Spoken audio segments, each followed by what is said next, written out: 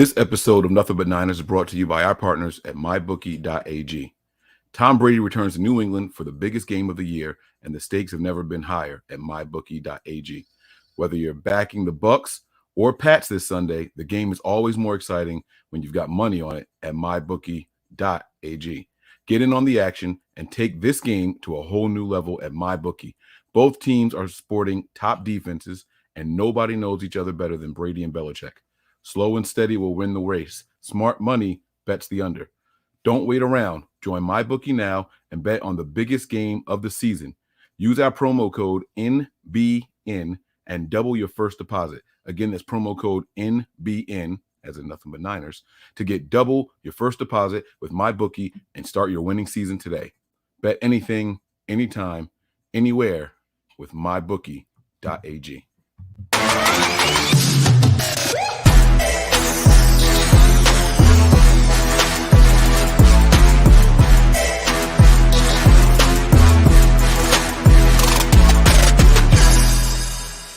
This is Charles Haley. You're listening to Nothing But Niners. So now they've got to start from deep in their end of the field, and Garrison Hurst takes advantage of it. He takes the handoff, sweeps to his right, gets to the 20. He's on the 30, needs to cut in. He comes back up the right sideline, breaks the third tackle, comes down to the 30. He's down to the 20. He's down to the 10. He's down to the 5. He's down to the end zone. Touchdown! Touchdown! 49ers! 96-yard run from scrimmage. Garrison Hurst.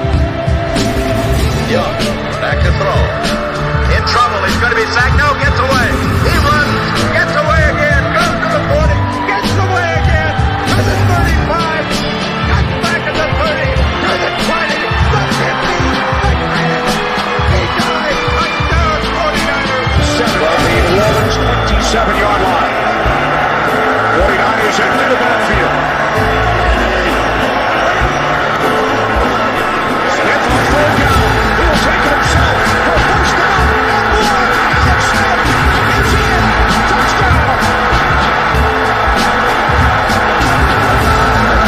His left hip.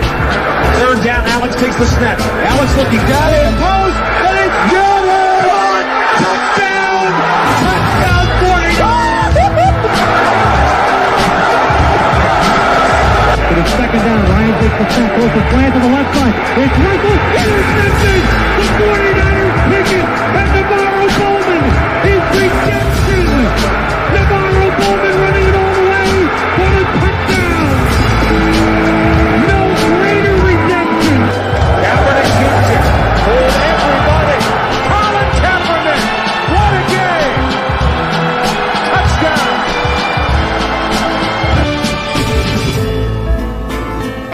Yeah.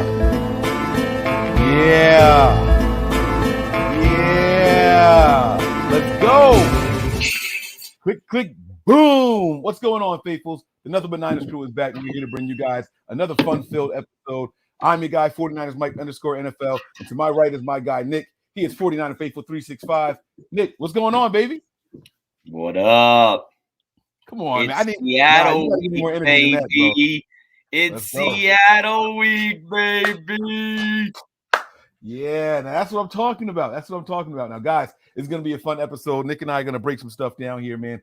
We got some notes that we're going to go over and everything. We're going to talk about the latest rumors, notes, nuggets concerning your favorite team, the 49ers. But before we do, unfortunately, we have to go through these formalities. Guys, this is your first time here on the YouTube page. You just stumbled across this channel. Please subscribe, okay? Because we bring you guys a lot of 49ers content. We got some bonus episodes coming to you guys as early as tomorrow. So make sure you guys subscribe, hit the like button, turn on your notifications so you know exactly when we're going live. All right. Give us a follow on some of our social media pages. We have Twitter and Snapchat. Those handles are Nothing But 9 ERS. That is Nothing But the number 9 ERS. Then we have Facebook, Instagram, as well as Twitch, and that is Nothing But Niners. That's spelled all the way out. Nick, man, I got a surprise for you. I'm gonna surprise you on the air in front of everybody. You ready? You ready? I don't know if I'm ready. What are you doing tomorrow? Tomorrow night? What am I doing tomorrow night? I don't know. That's what I'm asking you. Working. Yeah? Yeah. Maybe you can join from work, man. I got contacted by a guest saying that they want to be on the show. Not the other way around. They hit me up and say, yo, big dog, what's up? We overdue. So Who is it? oh, that's the surprise. I can't. Here, I'll type it in the private chat. Yeah, you tell me who it is. Huh? Yeah, you tell me who it is. Because you didn't tell me this yet. I know. This just happened. They were trying to make it tonight, and I was like, all right, we'll see what happens, and da da da da da. And tonight didn't work out, so they said tomorrow. You see it? Yeah. He probably wants to come over and talk some shit with me, but it's all good. I'm still gonna call him Garoppolo. He called you out on your show, man, on his show, but that's all right. See, that just lets you know the powers that be pay attention to what happens here at Nothing But Niners, man. It really does show that, like, we shaking and moving out here, baby. You know what I'm saying? So it's gonna be fun. I'm excited about it. But Nick, we do have to talk about the latest rumors, man. There's a story that just will not go away, and it's back in the headlines again. Apparently, people were saying that Tom Brady was talking about Jimmy Garoppolo. With that, you're sticking with that mother effer, because according to Mike Florio or someone over there at PFT, they confirmed per sources that Tom Brady was not talking about the Bears and Chicago. So at the time and at the moment where everybody is at war with each other here in the faithful fan base, Mike Florio, the biggest antagonist of the 49er fan base, comes out and says, hey guys, by the way, Tom Brady wasn't talking about Mitch. And now, is he just being divisive? Is he just trying to put a wedge between us because he knows we're at odds with each other? Dude, should we care about this story at all? No. I don't know. No, we shouldn't care about this shit. Like, move on. Like, I'm sorry. Look, we're already in the process of moving on, right? And that's where we're kind of at. That's why this fan base is like so torn right now. It's either Kyle Shanahan or it's Garoppolo or it's Lance. Well, Trey Lance. And like, we're already in the process of moving on. Like, what? I mean, yes. Will we have a better quarterbacking play this year? One way or another? Yeah, but it wasn't going to be a long-term thing. So if it was the 49ers, it's not a long-term thing. So just move on and get a long-term thing. Get your guy. So, and I think Kyle Shanahan probably has gotten his guy. I can't say for sure because he's not putting him in. But it doesn't bother me. It's over with. It's over with. Yeah, it's just disappointing that we just can't seem to shake it. We have enough going on in-house and internally, right? The fan base is currently turning on Kyle. This story comes out saying that Kyle and other members of the staff said that Tom Brady was only marginally better than Jimmy Garoppolo. And so it's just creating this big turn up that I'm not sure we need. He's marginally better, but you've been trying to replace him since 2018. Talk about it. So, I mean, look, we know that Jimmy Garoppolo's time is up here. It may not be right this second, but it's coming to an end. So I'm over talking about quarterbacks that are outside this organization because we can't even get it right inside the organization right now. So why do I care about what's outside the organization when we need to focus on what's inside the organization right now and getting that situated first before talking about other BS that's coming out in the NFL? Because obviously these things are going to come out, right? People want to stir the pot. Media is going to start eating at the why isn't, just like the fan base is right now. Yeah, it's clickbait. That's exactly what it is, which I started watching on Netflix last night, which I shouldn't have done because then I only got about 20 minutes of sleep. Yeah, that's exactly what it is. It's clickbait, right? It's like what all of us content creators try to do is we try to label things to gain interest to where people start watching and they're like, wait, this isn't even what I'd like clicked on to listen to, but whatever. No, we have our own problems internally. And I think we actually have more issues than is out being said right now. There's something going on within this organization. but I haven't figured it out yet. That's a good place to start, man. So listen, people are rapidly turning on Kyle Shanahan, and listen. I think I need to apologize, Nick. We talked about being shakers and movers, and you know what happens in the group thread, the trendsetters and all that stuff. I was coming at Kyle these last couple of episodes hard. It started with that Jimmy played very well. Then it was the whole thing that you read about Wes Welker saying that, you know, he doesn't know the staff that's running out on the field. And then Jimmy's throwing Kyle under the bus. We got to talk about that too. That happened since we had a last show. Do you know what I'm talking about with Jimmy throwing Kyle under the bus? Yeah, where he said that I execute the plays that are called. Yes, Jimmy was asked a very direct question by a reporter, and it was, do you think that it's a fair criticism of your abilities that you don't throw down the field or to the sidelines? He asked the reporter to repeat it, and they did. And he said, no, it's not a fair criticism. I only execute the plays that are called. I wish I had the clip. I wish I had the clip. I would definitely play it, but I don't have the clip. It was just, so now Jimmy is blaming Kyle. Kyle's praising Jimmy, and Kyle's saying he doesn't know about the reps, the snap counts, and things like that, and he doesn't know the personnel that's coming out on the field.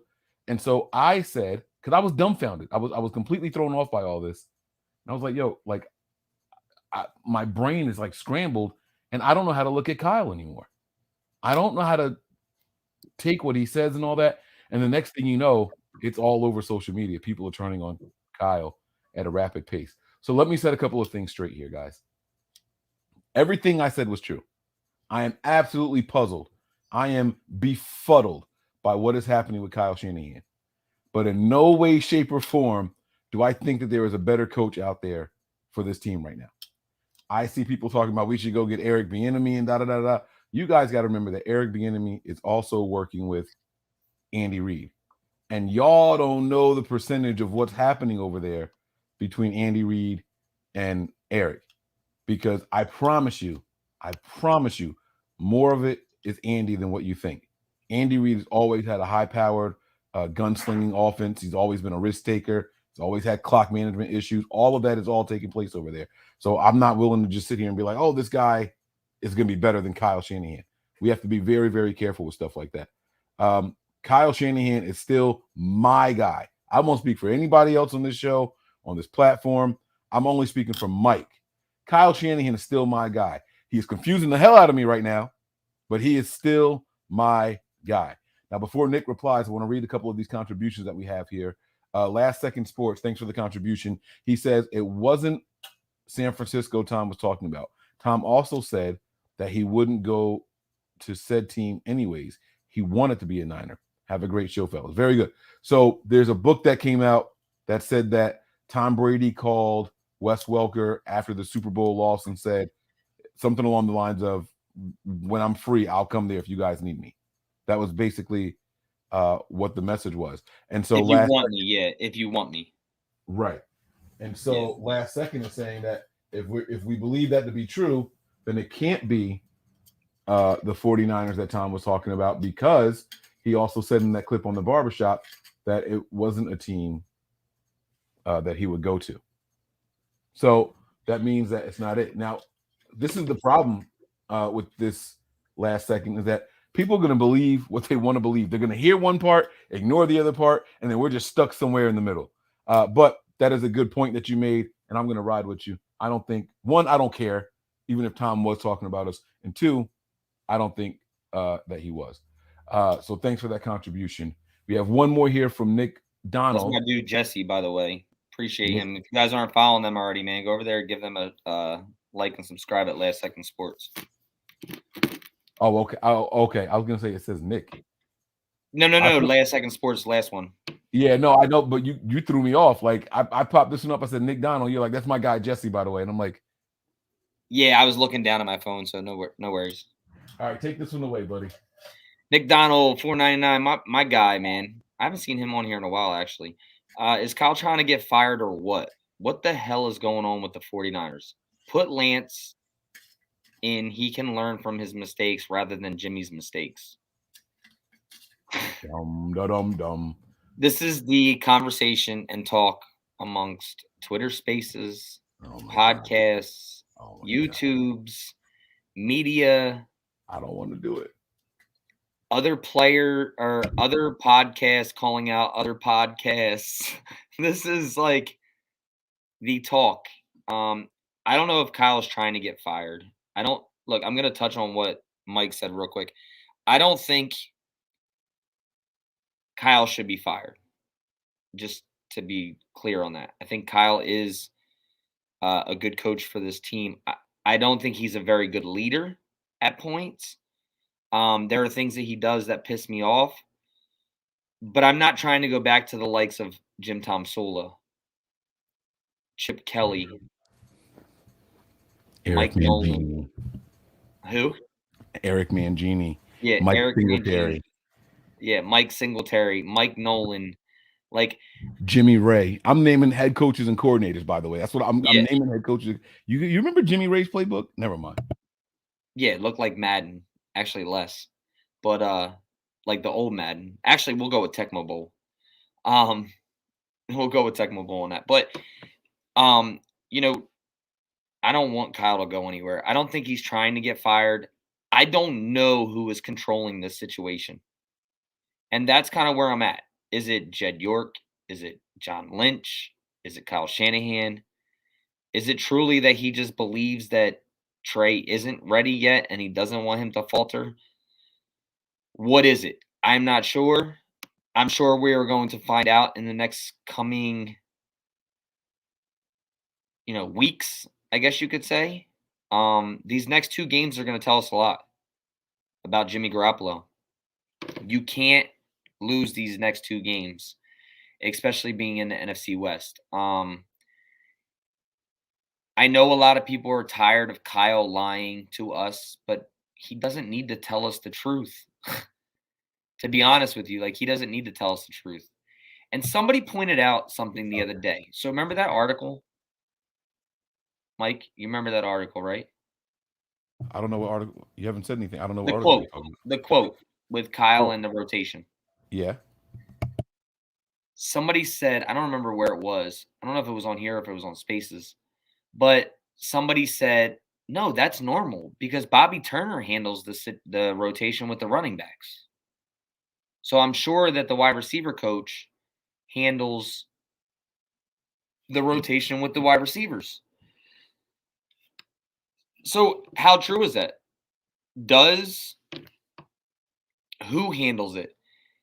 Then I heard today somebody saying that Kyle Shanahan's not even the one who's calling plays. Mike McDaniels is calling plays. I don't believe that. Mike McDaniels and Kyle both said that's Kyle's job still. Correct. So I don't know. You said something that I wanted to touch on really quick. Let's do it.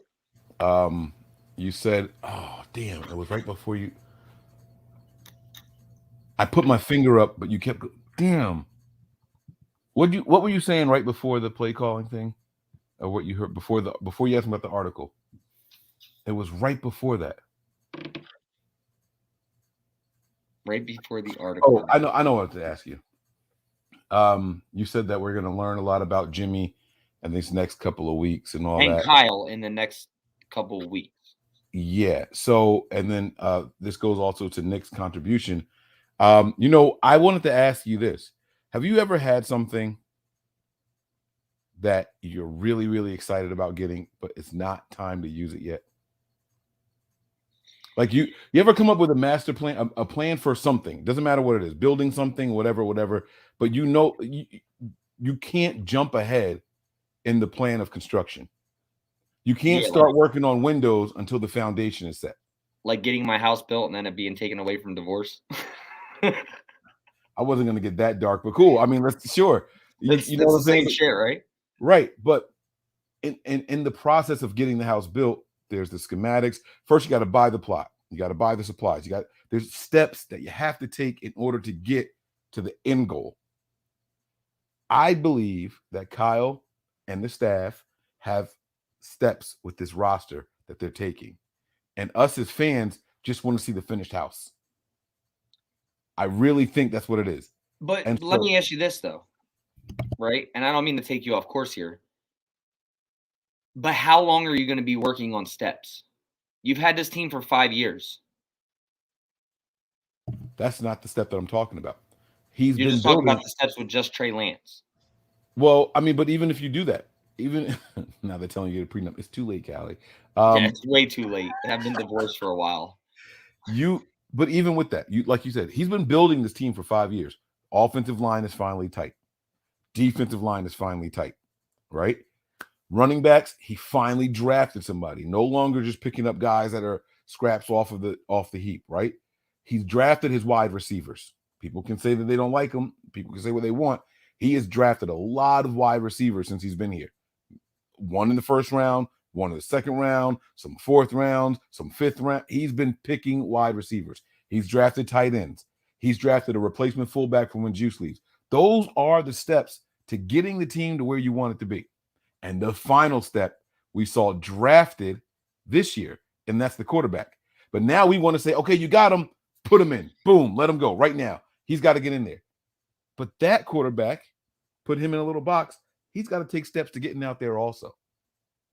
It's going to take steps. Kyle has to build the playbook for him. He's got to get him on the same page with the players. He's got to get him to understand a bunch of all the stuff that we know goes into playing the quarterback position. There's steps to it. There's steps to it. And prior to the draft, here's what's the most frustrating thing. Prior to the draft, the anti-trade crowd kept saying, this guy can't come in and play right away. Look at where he's playing college. Look at the last time he played football. This kid ain't going to be ready anytime soon. Nick, you and I said those same things on this show over and over prior to drafting him.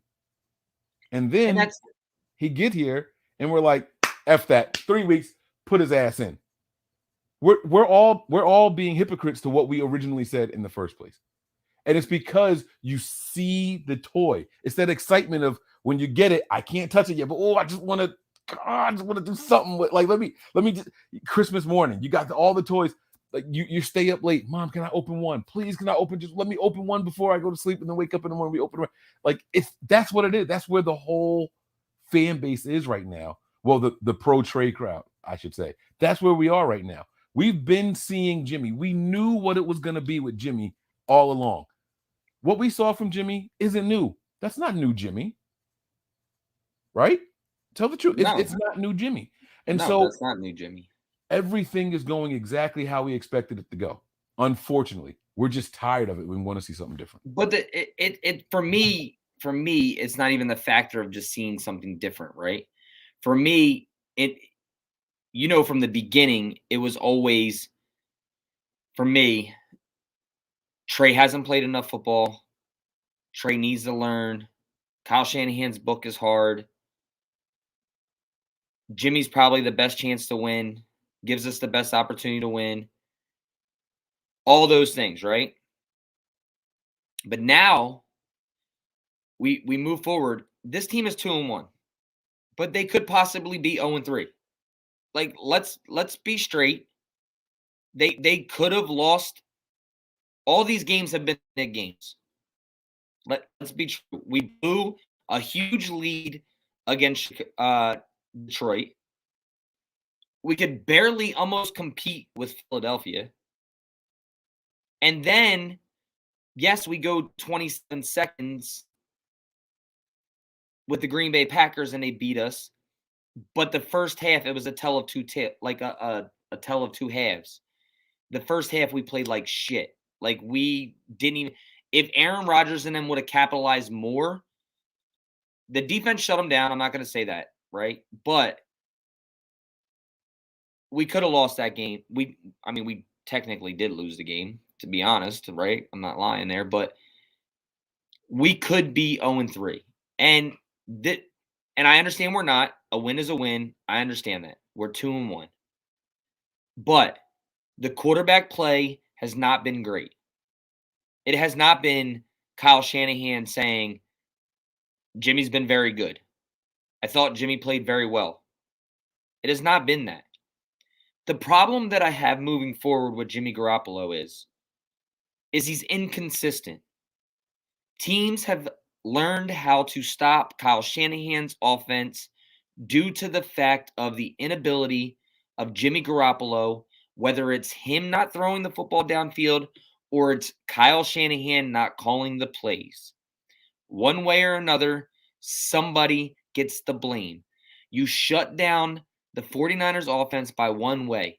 You shut down the run. I don't care what running back is out there. Kyle Shanahan has always proven that he can continue to run the football 30 to 38 times a game and be successful, no matter who is back there. The problem is that you go and face the Green Bay Packers, who in the all-22, you can see all 11 players. The safeties are up. The box is stacked. Your two middle guys in Alex Mack, which we haven't even talked about, played like garbage, Dookie, as I should say, along with Daniel Brunskill. They were both getting blown up, right? Stops the run game. Everybody wants to judge Trey Sermon off of one game. But the way that they stopped us is they stopped the run. Jimmy Garoppolo needs the run game to be a successful, timing, skilled quarterback. If he doesn't have that, the 49ers are an easily beatable team. And that's where the difference is. So everything you said is true. But I can argue against everything you said, starting with we could be 0-3. Because like it or not, the better team won on Sunday. We had no business being in that game. Like we did not look good at any point in time during that game. All right. The drives we had that we came back and all that, cool. That's great and all, right? But the better team won on Sunday. Just like in week 1, the better team won on Sunday. We were in complete control of that game in Detroit until we started sitting starters. The Eagles game, it's a toss-up, but there's also more that goes into it. You have back-to-back road games, the travel schedule, and things like that, playing way earlier than expected. You get what I'm saying? We're playing at 1 o'clock. That's 10 a.m. on their biological clocks. There's a bunch of reasons you don't go on the road and win back-to-back games on the East Coast if you're from the West Coast. Like, yeah, but are we really playing at 10 o'clock? They were on the East Coast for days before and days after the first game. So I'm not counting time schedule in there because they've been acclimated to the East Coast time. Their body acclimated to that. It's not 1 o'clock for them. It's 10 o'clock. They were on that schedule.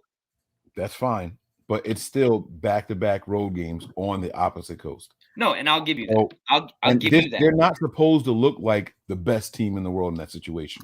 We look at roster and scheme, and let's go head to head, and we should be able to win this. But there's more factors that go into it. Just like the fact that when they travel back home, the third game is usually one of their worst looking games of the year. And we still almost had them. But the better team won that game. Well, right? I mean, the Niners in previous years, they won both their games on the East Coast and lost the next game. So it's not new. No, we won one of them, but that third game that we won had like 6 turnovers. Yeah, it had like 6 turnovers. So that's what I'm saying. It's usually their worst game of the year. But my point though is that there's validity in what you're saying. We can't say we should be this, we should be that, or we could be this, or we could be that. Right, and that's why I said a win is a win. We are 2-1. And it comes down to what we are. And if we had to step back and look at those 3 games and the situations, odds are we're going to be like we could be 3-0, but we'll probably be 2-1 out of this. And that's what we are. It's what we are. Jimmy is who we thought was. Kyle, I hope he's not changing. I hope he's who we think he is, right? And we're going to figure out the rest of these rookies and these new pieces here, Alex Mack. And you know what I'm saying? We're going to figure the rest of this out as we go along. Is Ayuk going to be the guy that we wanted him to be in year 2 of his progress? You know what I'm saying? Is Debo really that top dog, or is he going to take the backseat? We all had Ayuk being wide receiver 1. Meanwhile, it's Debo that's a bonus. If the guy that you thought was going to be the best doesn't have to be the best, and we're still all right, we're 2-1. That's great. You know, you want to bring let's bring on our special guest real quick. Let's welcome Jesse, Yo, what's up, fellas? my man. What's going what's on, Jesse? How you doing, man? Hey, fantastic. Good to see you, Mike. Good to see you, Nick. Thanks for Love joining. the chatter. Yeah, man. Yeah, Appreciate so- you jumping on with us. Yeah. So what I was gonna say was this, right? I saw this stat today that said the Niners have 11 touchdowns this season. By all different 11 players. All different 11 players. If the sky wasn't falling at this moment, we would be saying Kyle Shanahan's a freaking genius. How do you game plan against that? You can't cover 11. I can't name 11 pass catchers and runners on this team. And 11 different people have a touchdown. If the sky wasn't falling, we would be pounding our chest. That's our guy. That's why we have Kyle here. You understand what I'm saying? Just say Green Bay didn't make that field goal, and then we had that stat sitting at 3-0. Just that one little change. Dante Johnson almost blocked. I mean, he could have spit on that ball and knocked it off course. It was so close. You understand what I'm saying? So I'm pissed off at him. But my point is just that one little thing, and then you step back and you say, oh my God, we did this, we did that. Everything else happened. We overcame adversity to come back and get the lead and win the game. But that field goal. And now all of a sudden the sky is falling. But had that field goal not gone through, had we got a stop on defense, right? Just one little tweak, just one thing go a little different. We're saying 11 touchdowns, 11 different people, back-to-back road trip, came back home, dug it out against a really good team that's going to be in the playoffs. We'd be pounding our chest, talking big boy shit. Let me ask you both this, right? You make good points, and I understand where you're coming from. But is Kyle Shanahan, are we not pounding our chest for Kyle Shanahan? How do I say this? Are we pounding our chest or not pounding our chest because we're 2-1? Like, we're winning games? Or are we not pounding our chest because the fan base is losing faith in Kyle Shanahan due to the fact of things that he's doing in the background? So you go out and you blatantly blast your quarterback the entire offseason, right? In Jimmy Garoppolo. And now you're coming back to your senses, I guess you could say. And you're speaking nothing but high praise of him, where your quarterback of the future is sitting on the bench, where you say, I'm going to utilize him as a 2-quarterback system. I can't let Trey not play football this year, go another year, but yet you've utilized him 6 total snaps in 3 games. I don't know if it's the finger injury. We talked about that, Mike, but you haven't utilized him. But then you say he's not ready, but you're throwing him in on the most crucial downs and places on the football field at the goal line, which is the most condensed part of the field. You're telling me this kid can't run from 20 to 20, but he can run from the 10 in on the goal line, which is a lot harder defense because everything is compacted to where you don't have a lot of space. So are we beating our chest for Kyle Shanahan as in we're upset with him because of those things? Or are we not beating our chest because, or are we not beating our chest because we're not 3-0 or we're 2-1 or we're winning? Like, where is it? Like, I understand people are frustrated with Kyle, but what is it for?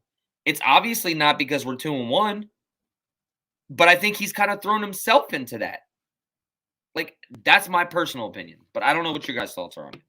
Go ahead, Jeff. I think it depends. I mean, if you listen to me all off season, then I was telling you that Kyle really hasn't been it this whole time. It doesn't mean that I don't think he can be it. It doesn't mean I don't think all the things that people say are true about him, offensive genius, great game planner, all those things. But there have been chinks in the armor the whole time. Whenever you win like they did in 2019, it masks everything. Winning masks everything. 2-0 masked everything this year. So now that they're 2-1, now people want to start figuring out, well, there's an issue here. There's issues with not going forward on 4th down here, despite having 2 great plays banked. He had the Trey Lance run right at the end of the half, banked. He had the Trey Lance comes in, use check QB sneak. He had that banked, but he didn't want to go for it on 4th and 1 with those plays in the bag, right? So he clearly still is a very good game planner, very good X's and O's guy. There's just some attention to detail issues, and as a leader of an organization, there's something to be desired there for me, anyways. There Real always quick, has been. Yeah. Let me just respond to that 4th and 1 thing. Okay. So he went to the presser afterwards. And he said, I thought we lost 1.5 yards on that play. Okay. And I killed him for that. You don't have anybody telling you the down and distance on the sideline. Nick said, you're the coach. You have the right for a measurement anytime. And all those things are true. Those are all true. But when I went back and watched that game, it legit looked like he lost 2 yards on that run play. It really did. Now, like Nick said, you got to utilize your tools and bring your people in and get somebody in your ear saying, hey, look where they spotted the ball. That's different. You know what I'm saying? But it, without a shadow of a doubt, it looked like he lost yards on that carry there. Hey, Mike, if you were doing a blame pie for the game, right? So if you were doing a blame pie for that game, giving percentages, and you can dole it out however you want. You can dole it out amongst 12 people, 15 people, 1 person, 2 people. What is your percentage of blame pie for that game? Oh, you want me to break the whole thing down? Well, or you just want what I'm putting on Kyle? Well, okay, yeah. Let's just go with what you're putting on Kyle. Well, Kyle's the head coach, so he automatically gets 50% of it. The other 50 is on the execution of the roster. Okay. Or coaches and da-da-da-da-da. But Yeah. Kyle being the top guy there, he gets half the blame no matter what. Whether we win or lose, it's half due to Kyle. People have to execute. You know what I'm saying? Agree. So I think that, you know, there's so many different things that you can look at. Fred Warner went to the podium and beat himself up. If I drop back more, knowing that they had to get more yards, they never get that pass over my head. And the game is over. I mean, there's plenty of blame to go around in a game like that. Jimmy could have been better. We could have had less drops. But those drops didn't really hurt us because we still got in the end zone. I was going to ask Nick to pull this number up. I really want to know what Kyle red zone efficiency is this year, or goal line efficiency. We 4 for 4, right? In that game we were 4 for 4. But I mean on the year, because I know we pretty got stopped, high, I yo. think, one time. It's really high. It's probably the highest it's ever been because of Trey Lance. You guys were talking about why introduce Trey Lance at the goal line when it's a compacted field. But the truth of the matter is, Nick, if you're talking to us, you're on mute, buddy. But the truth of the matter is, you introduce Trey in that compacted part of the field because now it's 11 on 11, not 10 on 11 in a compacted space. But we knew it was going to be that because in We're spring 100% training, right now. and they're 100%, right? And we knew it was going to be that because in training camp, So who was killing in the red zone, right? And so he's using Trey to overcome these deficiencies. But because we lost and because of the way Jimmy looks, we're like, this ain't right. This isn't what we're trying to do, right? One of Nick's biggest gripes for the last 4 years has been we suck in the red zone or we suck at goal line. We get there and we're settling for field goals. You just said we're 100%. I didn't even know that. I thought we got stopped once down there, but I thought we got stopped one time. But we're 100%. Nobody's talking about that. So to answer your question directly, Jesse, I'm going to say 50% Kyle. I'm going to put 10% on Jimmy, maybe 5, because I also believe Jimmy is Jimmy. So I'm not expecting him to do more than what I expect him to do, if that makes any sense. Yeah. You get what I'm saying? I don't think Jimmy's that guy that's going to hit that deep shot down the field, even though they're wide open doing jumping jacks in the end zone, because I don't think Jimmy's wired that way. So I can't blame him. Didn't tell him to throw the ball there. Well, that's something else we're going to get to. I can't blame him for being him. Jimmy's shown us exactly who he is the whole time he's been here. We keep thinking that there's more in that well. We keep thinking he's going to progress and get better, but I don't think he can. He's not getting better, and he's not getting worse.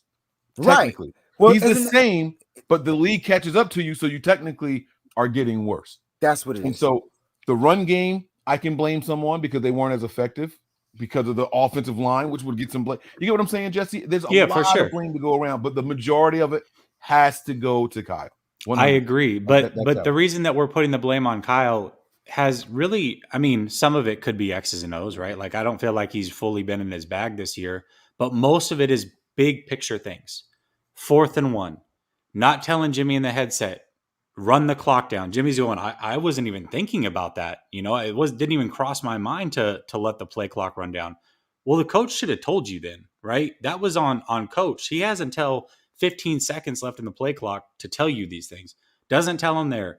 Last play of the game, Jimmy Ward's running around like a chicken with his head cut off, clearly lost on the field. They have 3 timeouts that you can't carry over to the next game. Doesn't call a timeout there. Like, those are all big picture things. So it's like, Kyle's great, right? He does a lot of great things, and I get why people are enamored with him. But at the same time, these things have always been there, and people are just now realizing it. And just like the Jimmy thing, we may have realized what Jimmy was, but there's a large portion of this fan base that really thought Jimmy was something different than what he is and has always proven to be. And so now all of a sudden they're up in arms and pissed off about it, shocked that Jimmy is exactly what he's always been. You know what I mean? No, I think a lot of the fan base wants Jimmy to be what they saw him be. We keep trying to explain to people that the league is different. So the league is different from 2017 to 2021. That's 4 years of difference. That's a lot. So the league is growing. So Jimmy, like Mike said earlier, like he hasn't gotten worse, but he hasn't gotten better. But technically, since the league has gotten better, the league has gotten faster, quicker, stronger, and smarter. Jimmy is going to struggle. The moment they put 8 in a box, bro, we can probably just say, let's turn the channel and watch a different game. Because more importantly, though, Wayne, the 49ers have gotten worse. That's what the real issue is. If the 49ers were as good as 2019 and Jimmy was this player, they'd probably be 3-0 right now. Like, they beat the Green Bay Packers with that 2019 running game, defense, what have you. The league has gotten better, but the 49ers have gotten worse. Jimmy stayed the same, and so now he's being exposed. But literally all of his efficiency stats are almost identical to 2019. All of the next level stats are almost identical to 2019 so far. When you say the Niners have gotten worse, you mean roster? Well, roster, injury. I mean, they can't run the ball like they did. I can tell you this, and I can't prove it, but I believe 100% if we had Raheem Mostert in that game. Oh, for sure. You know what I'm saying? So, yep. I mean, that right there is a big difference. The roster is taking a hit, and we're forced to play these rookies in situation. We had 4 guys dressed that have never taken a snap for the Niners. Yeah, and then we wanted them to play. Right. This is where I can't let Kyle slide, bro. Kyle started a fullback as a tailback in the game, who has never had who knows how many carries, and is utilizing him as a running back. Whoa! I can't let you kill him for that. As opposed to what? I get what Nick is saying. Tailback. I get what Nick is saying. I don't. You're worried about who got the first snap of the game? No. What do you mean the first snap? He utilized Kyle Juszczyk way more than he used Trey Sermon. So I get where Nick is going with this. So Juszczyk was Kyle Shanahan's running back in the game plan going forward for the entire game. Yeah. Why? Like, you are the biggest person tell you Kyle why. Juszczyk running the football, and you're going to sit here and agree with that? Yeah, I can tell you why. Get ready? the hell out of here. Because you had a guy in Trey Sermon who had 1 carry as a 49er, and you had 4 other guys who have never touched the ball and have been here less than a week. That's not why. That's not why. That's stupid. Okay. Mike, that's a dumb why, Mike. How is that a dumb why? Who's supposed to be the lead? That's a dumb why. Why is he dressed? Like, why is he there? They're dressed in case. Why'd you draft a guy that you're not gonna play? Well, never mind. That's Kyle Shanahan. I'm sorry. He's a rookie, guys. Like Mike. Wait, time out. Mike, that's not why. Y'all can't. That's your why. I have a why too, but that's your why. And if that's your why, that's your why. I'm not gonna. It's not a dumb why. My bad. That's not a dumb why. Because my why might. It's a dumb why. It might not be a dumb why. My why might be a dumb why. I really think that Kyle Shanahan went with his veteran guy mainly is because of the fact that who else was he going to use if Trey Sermon got hurt? And if you take Trey Sermon and he runs the ball and gets dinged up, now he's without another running back. And now Kerryon Johnson or Trent Cannon's got to be your lead running back. And if Trent Cannon becomes the lead running back, he's no longer making kickoff returns. There's a whole bunch of reasons that this doesn't make sense. Weren't y'all the ones telling me before the game that you got a concussion, it's easy to get another one, so you got to be careful with that? That wasn't me. I wasn't on the show. I wasn't on the show before the game. I didn't say you have to be careful with I didn't say right before the game. We had a discussion on this channel, and y'all were saying he's got a concussion. You got to be careful. Don't say y'all, because I don't remember saying that. I didn't say that. So you were upset that Kyle took the guy that's been in his system for 5 years instead of giving it to a guy. Like we act like that. There can't be never carried a football more than 3 times. He's talking about to be your lead running back, though, Mike. It's like and Kyle Juszczyk is not. If you want to understand what I'm saying, I got to get my thought out, bro. We act like that every rookie comes in and just knows the playbook because they were here in the offseason. That's not how Shanahan playbooks work. We've been saying that. That's the excuse for every player that comes into the system, right? Kyle's got a complicated system. Running backs got to know how to block. Running backs got to. How many times you see Trey Sermon whiffing on blocks? Just a handful of times he was in there. It happened, right? So you're going to put a rookie in there who can't block and is coming off of 1 carry and a concussion? Or you're going to put Trent Cannon in there, who they admitted was only supposed to be here for special teams? Or you're going to put one of the 3 guys that you just signed that week and the guy the week before? You're going to go with the veteran who knows your playbook, knows the blocking scheme, and yeah, he's not the best ball carrier, but he's the guy that can keep our quarterback the most upright. We knew we weren't going to rely on the run game when we saw the roster, bro. When we saw the injury report and the players that were dressed, we knew this was not going to be a game that we're going to run the rock. And if we didn't know it, we should have known it. We keep thinking that this is just a plug-and-play thing with running backs. Obviously, it don't get down like that here.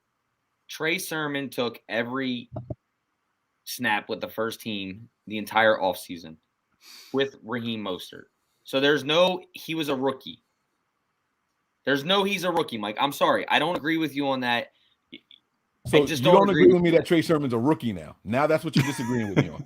No. I don't agree that they started Kyle Juszczyk because Trey Sermon's a rookie. No, I don't agree with that. You don't go. Kyle Juszczyk is a rookie. Kyle Juszczyk is a rookie as a running back. Trey Sermon started. Never had more than 3 carries in his career. Trey Sermon started the game. It's just that Juszczyk. No, he didn't. No, Juice got the start. He did not start the game. Juice was the very first and only back. It was a 1-back play. It was Juice back there. I saw it. I went back on a rewatch and was surprised. I didn't even notice it live. Well, then the TV messed up because Trey Sermon was definitely the guy they interviewed. In the graphic. When the graphic, yeah, his picture came up as the graphic because they have Juice listed as a fullback, and so at the running back position they pop Sermon up there. I mean, look, I'm not gonna argue with y'all about what it is. Y'all can say what you want, but let me tell you one thing: snap count does not dictate whether or not you're ready to play, because Diamador Lenore played way more snaps here than Josh Norman, and who was starting. So it's not about snap counts. It's not about what you did in the offseason. It's about knowing the preparation. system. Yes, it's about preparation and being ready. It's not Mike's opinion. That's football. That's NFL ball. That's just what it is, man. And well, then that's why we lost. So at the end of the day, we lost because we were not. It's not that we were not prepared. We just didn't have the right pieces. Right. It's just because you put a fullback in there as your lead running back, they're gonna be cheating all the time. And this is why Jimmy struggled. This is why they stacked the box. Can't run against a stacked box. Unless you got speed to get to the outside.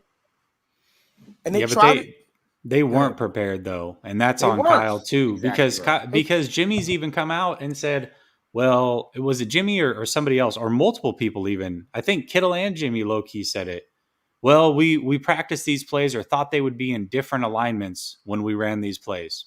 Who said that? That wasn't Jimmy. That was Kittle. Was that Kittle? Yeah, I think it was Kittle. I think it was. Wasn't it when he said that? And then they, the way they prevented them from running the football, and that Kyle he talked about that, but I think Jimmy said it too. Yeah, it might have been Jimmy. You might be right. Multiple players said something like that, but Kittle did say that they stacked the box. And that as a head coach, like that should be what you spend your time on in the offseason is knowing what you like to run, knowing how to stop it, and knowing how to counter it. So the fact that all of a sudden Kyle, who's always had a counter to everything, his teams aren't prepared and his teams don't have a counter for things that he should expect, that's just weird to me. I don't know what's up with that, but that's just weird to me. It's bizarre. Before we move on, let's get this. Taryn Lewis says, $5 contribution says, Jimmy is an 8-year vet. Kyle shouldn't have to tell him to wait to snap the ball to eat clock. Inexcusable for him to say he wasn't thinking about it. It's on Mike? both. Mike, what do you think? I'm tired of talking about this. I don't think we should have tried to stop the clock.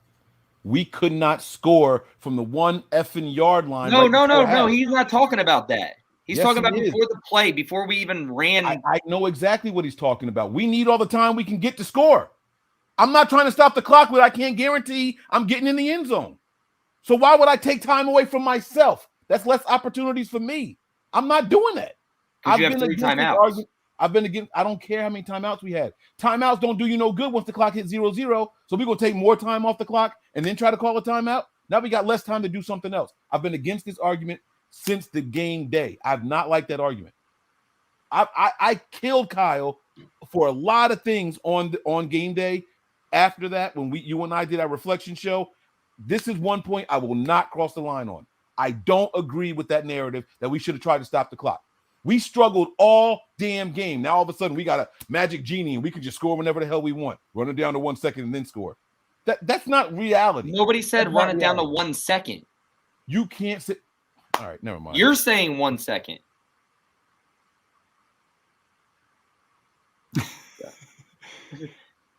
Okay, Mike, can I ask you this? Do you think that they should have on the kickoff forced Green Bay to return it and eaten some clock off that way once they did score? Do you think that was a way that they could have taken 4 or 5 seconds off?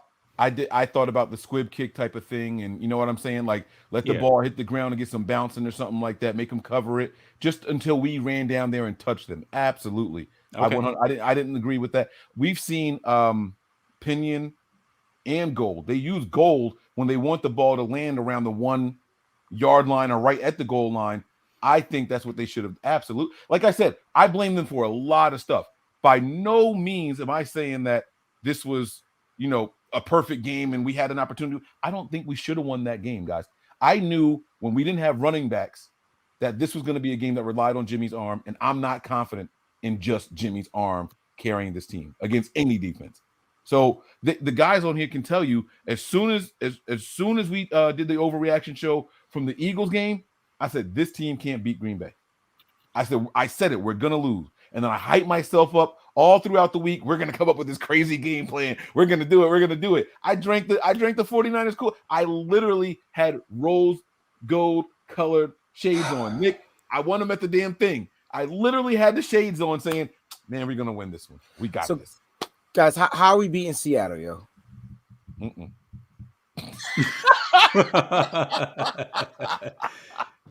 All right, so Nick, I know you've been pulling up a lot of stats and stuff with the Seattle thing, and that's good. Wait, we ready to move on? We good? How we beating Seattle? Because at the end of the day, if we can't run the ball, how we winning any games? Because we getting Mitchell back. Mitchell's been in a non-contact jersey all week, so he's going. So when he's playing on Sunday, it's only Thursday, right? What's today? John Lynch came out today and said that he's most likely going to play. I think they just have him in a blue non-contact so he doesn't take any hits right now. Right. And that's fine. And we expect him to be ready to go and take a hit, and he knows the system. I guess he's just a better running back than Trey Sermon, I guess, because he's a rookie too. Oh, so there's levels to it now. See? Now there's levels to it. No, I'm asking you because he's a rookie. No, you don't got me. You don't got to ask me. We saw when one guy was inactive on game day. We knew who was better. That means that there's levels to it. Some people pick it up. But hold on, because game week 2 he wasn't good. Who wasn't good? Elijah Mitchell was good against Philly. Hell no. He played. I said good, Mike. That's not what I said. What I'm saying is he was there and he played.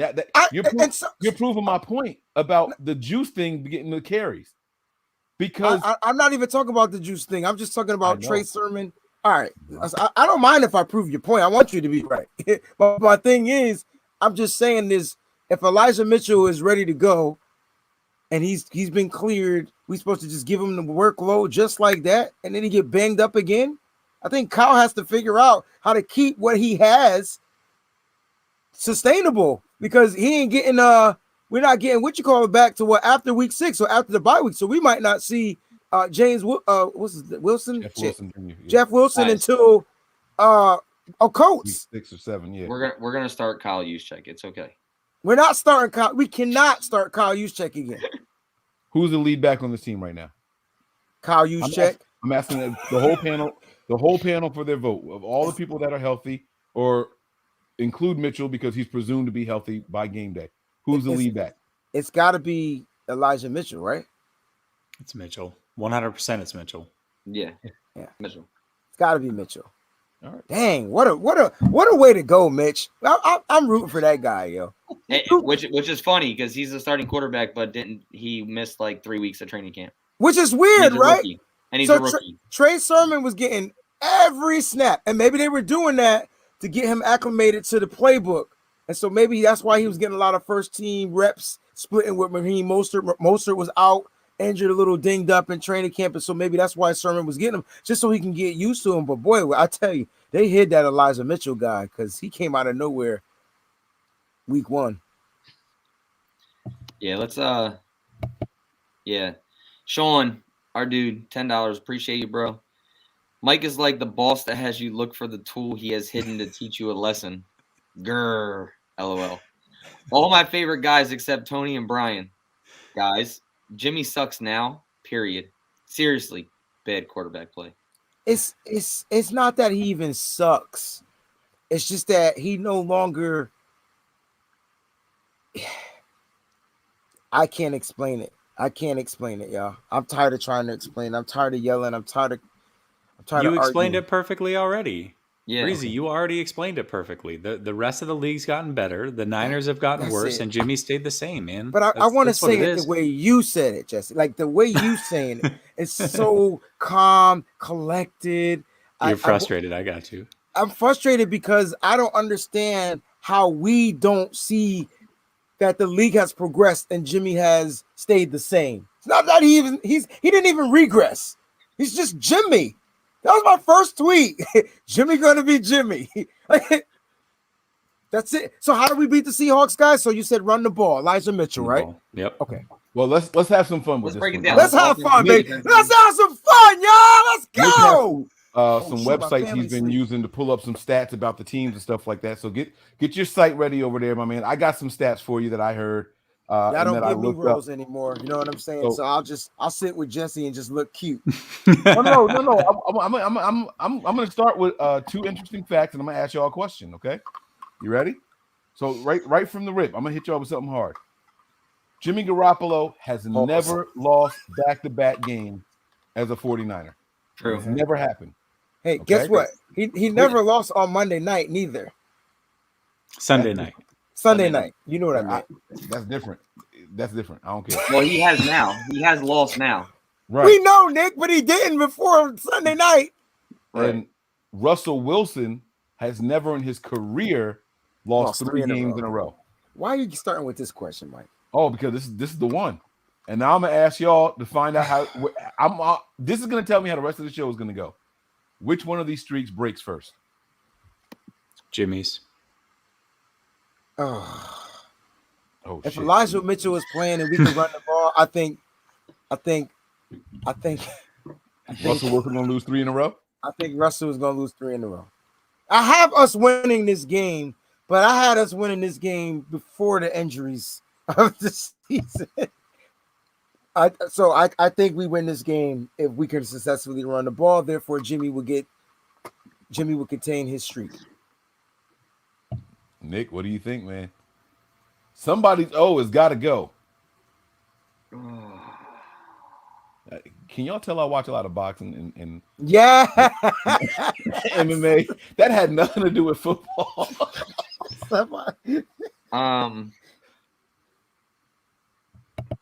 No. No what? Russell Wilson is going to lose. You got us winning. Yeah, because he likes Elijah Mitchell. Be back. Look at the football gods. Look at the YouTube guys. See the side of the screen right here, right here. We got Russell Wilson streak being A-OK. So y'all saying y'all the football gods? That's what you're trying to say? No. I'm saying how the screens aligned. See, they put us on the same side. We didn't even know it was gonna go down like this. Jesse and I. You said you got the Seahawks winning, Jesse. I do, yeah. As do I. And see those two traders over there. I'm calling them traders on a Niners show, saying they're gonna win. I'm just playing. So the other thing that I had. So Nick, you got your site up over there with all the interesting stats and stuff and the team rankings and everything. The 49ers are scoring 28.6 points a game this year. The defense is allowing 24 points a game. If you factor in that the starting defense only allowed 17 points in week 1, that number drops all the way down to 18.6 points a game that we're giving up on defense. Seahawks are getting 25 points a game, which is 3.6 less than what we're getting. And they're allowing 26.3 points a game. This Seahawks defense is not what it used to be. And they haven't even played like heavy hitters like that either. So guys, this is where we are. Let's talk about it. How? Go ahead. We talk about the 49ers in the Green Bay game, right, where it was a tale of two halves. If you look at the Seattle Seahawks, they play their best football in the first half. Yeah. They have not scored in a third quarter the entire year. They didn't play us yet, though, Nick. But we play better in the second half. Look at offensively, we play better, but defensively we do too. No, they start to decline. I think the defense starts to gas out. If the offense starts slow, the defense gasses out at the end. If the offense is good on a tempo, then I think we balance ourselves out. And you're correct. If the defense looked gassed and in the wrong spots in this last game, but and it's like that in Philly too. Like they got tired. And it all started in Detroit when they got pulled out because they wanted to play safe football. Like that's when it all started. So this is tough. Plus, it is tough. But plus Seattle's sucked last year on defense. And what the hell? What did DJ Reed do to the 49ers last? It's gonna be tough. I need an admin to get those people out of here. Thank you. I got it. I was gonna do it, but you got it. But no, to go to my point was, so I was listening to Peacock and Croc, and they did a crossover show with the Seattle Locked On Seahawks podcast, right? And they were asking these questions, and the one question that kind of stood out to me was, I think it was Peacock that asked it and says, how is the offense or how is the team buying into Shane Waldron as the new offensive coordinator? Are they struggling with it? Are they coming with it? So forth. Says Shane Waldron, Seattle guy says Shane Waldron has never been an offensive coordinator. He does believe he was the wide receivers coach that turned into correct. He came over to Seattle but he was a wide receivers coach in the McVay system. He's an offensive coordinator now. Says, I'm trying to see exactly how he said it. He says, the team is buying into it, but they have some issues. You can tell that there's some growing pains there offensively, I guess you could say. That's when he started talking about how they come out, they score early and often. Russell Wilson's not the same quarterback that he was last year in the beginning of the year. He is making some good throws. DK Metcalf hasn't been as big of a player for them this year. He's had a drop off that they do expect him to get better. Obviously, they talked about him against Emmanuel Mosley last year. But the reason I'm taking Russell Wilson's stat to break is because of their second half play throughout the entire year. And the 49ers, I think, play a lot better in the second half, whether it's defensively or offensively. But I also don't think that Kyle Shanahan is going to go into this game unprepared as he was against the Green Bay Packers. I'm putting faith in Kyle Shanahan on this divisional game to go into that. But we'll move on with that. I just wanted to show that interesting stat right there. So, All right. This contribution is from Ollie Bear. Thank you very much. She says, Professors, I think in my humble opinion, we all need to get over Green Bay. I'm praying for a miracle for Sunday. However, we are favored to win. LOL. God bless y'all. Be nice to Banana Man. Prayers. Mahalo. Is that the the theme music for Banana Man? If y'all don't know, the end I of feel it's kind of like the Never Ending Story theme.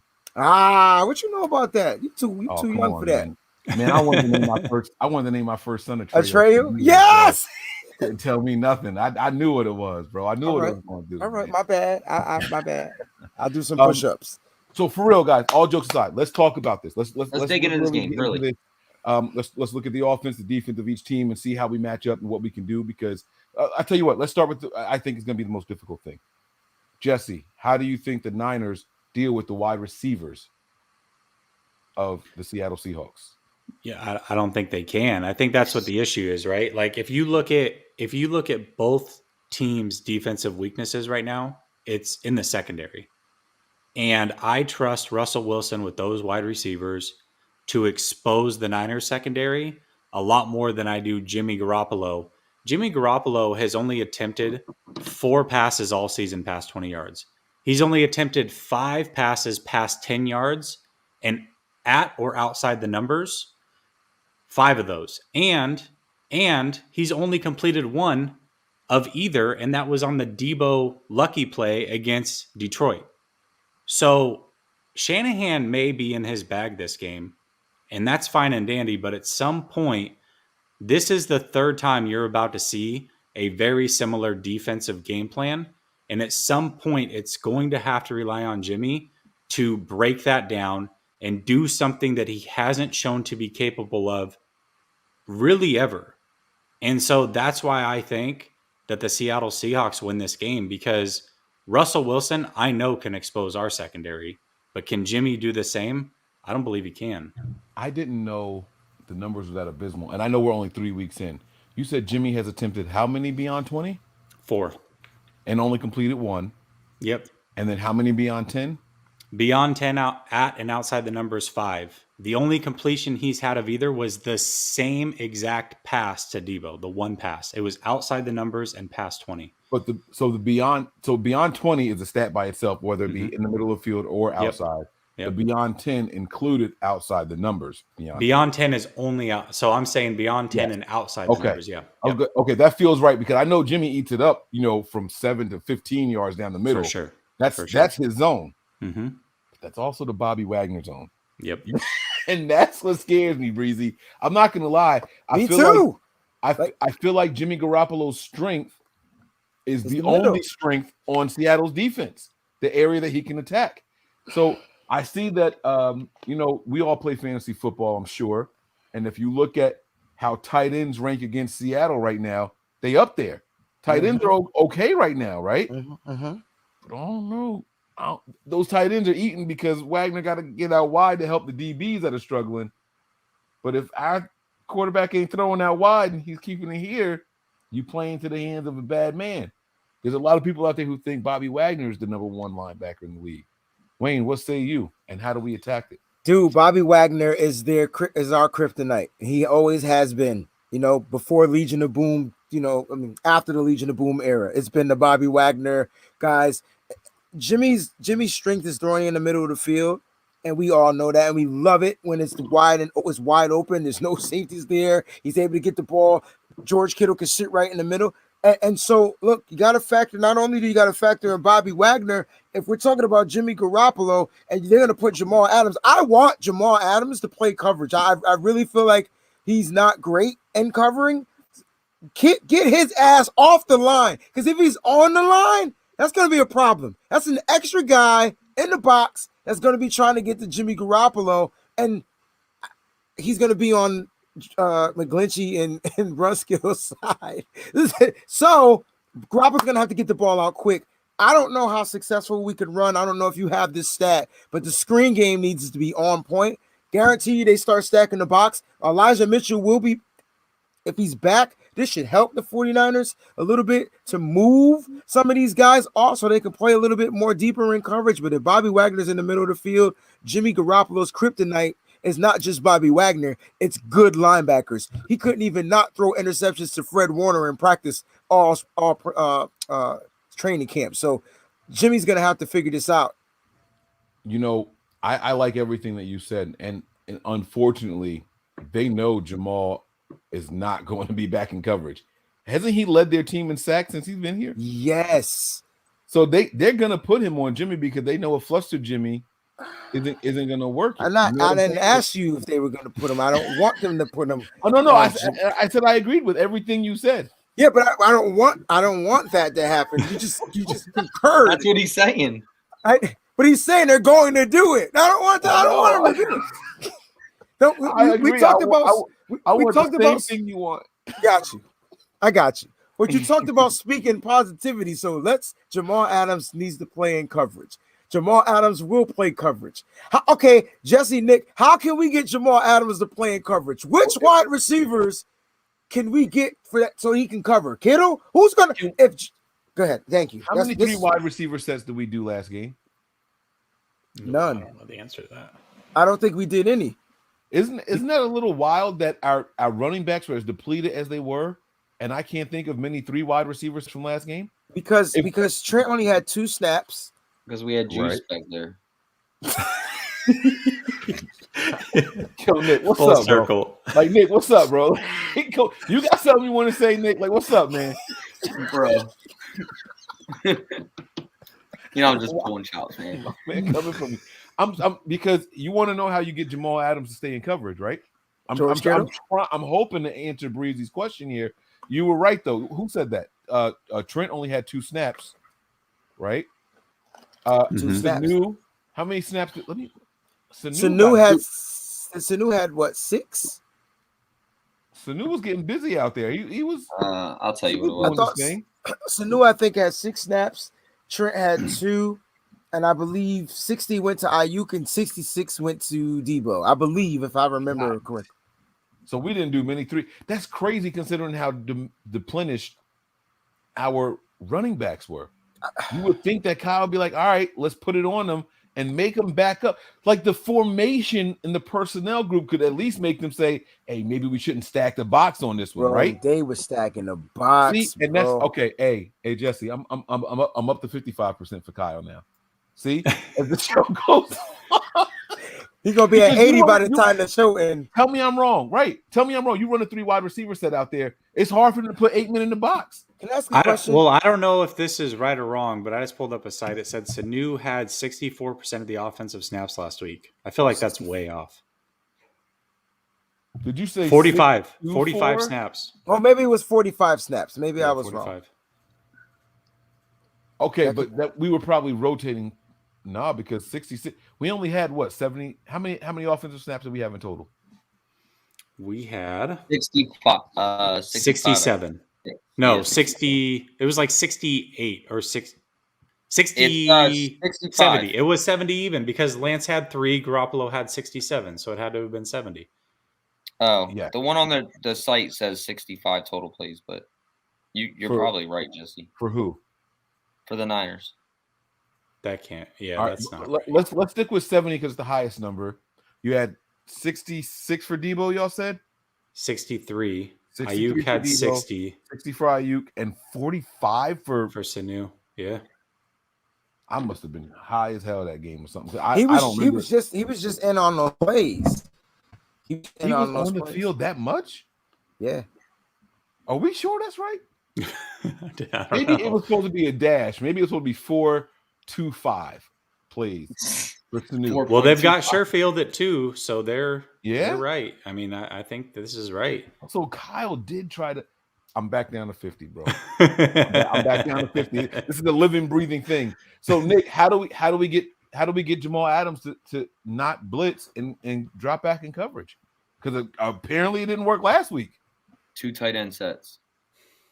12 personnel. Yep. Has Dwelly caught a pass all season? None, No. You have zero. to utilize Dwelly in this game. Hey, You have I tell you what though, Jesse, he would have caught a pass if Jimmy didn't throw the ball down the field to George Kittle because he was wide open underneath. I mean, and when I say underneath, I don't mean 4 yards underneath behind. I mean he was up beyond the first down, and he could have had at least 20 yards. Oh, that's the play that Mike McGlinchey belly flopped? I don't know. I wasn't paying attention Like, to the was that the line. one we watched? That was the one where It was this was the pick. This was the throw. This was to the Kittle. interception. This was the interception. Oh, He was or the pick, wide open. Like no one was covering him. 49er Jeff, thanks for the contribution. I was trying to figure out how we could not discuss this. But he said, at this point, I'd rather deal with Trey Lance inexperience versus Jimmy experience shaky play. Also, has Kyle peaked as a head coach? With the first part, I was going to say this, and this is going to be a good transition to everyone else's thoughts on here. If Trey was ready, this would be the perfect game to unleash him. Force them boys to play 11-11. You want to talk about making Jamal Adams stay back because you got a guy that can throw deep and likes to throw deep. You got a guy that can take off and run. That keeps that whole defense honest. You want to talk about trying to neutralize Bobby Wagner? I think that brings because now Kittle don't have to stay in the block every play. He can actually go out as a threat, as a wide receiver, as a pass catcher. That would be the perfect time to do it. And if I think, all right, so Jesse and I have this, as a loss, right? Right now, we have this as a loss. If we already think we're going to lose, why not put Lance in? Because you're not the head coach. No. We also don't know that we're going to lose, bro. I'm just saying, that's where my mindset goes. Like, if we already have it chalked as a loss, let's lose with the rookie getting experience. But wouldn't you think that bringing Trey Lance in would keep Jamal Adams at the line of scrimmage as a spy? They can spy. No, they ain't gonna spy him all game. Because I think he's gonna have to cover one of those guys. Because I think Lance is smart enough to run away from Adams and throw it over his head. Yeah. See, that's what you're supposed to do with the blitzer. Isn't that how the hot read works? What side is the blitzer coming from? Yeah. You throw it over the blitzer's head because you're supposed to have a guy there for that. We just don't see that kind of stuff happen here. So I think that's how it's supposed to work. I think when I see teams successfully, oh shit, I never plugged my laptop in. I'm sorry. That's what I had to get up and do that. when I see my screen just got dark.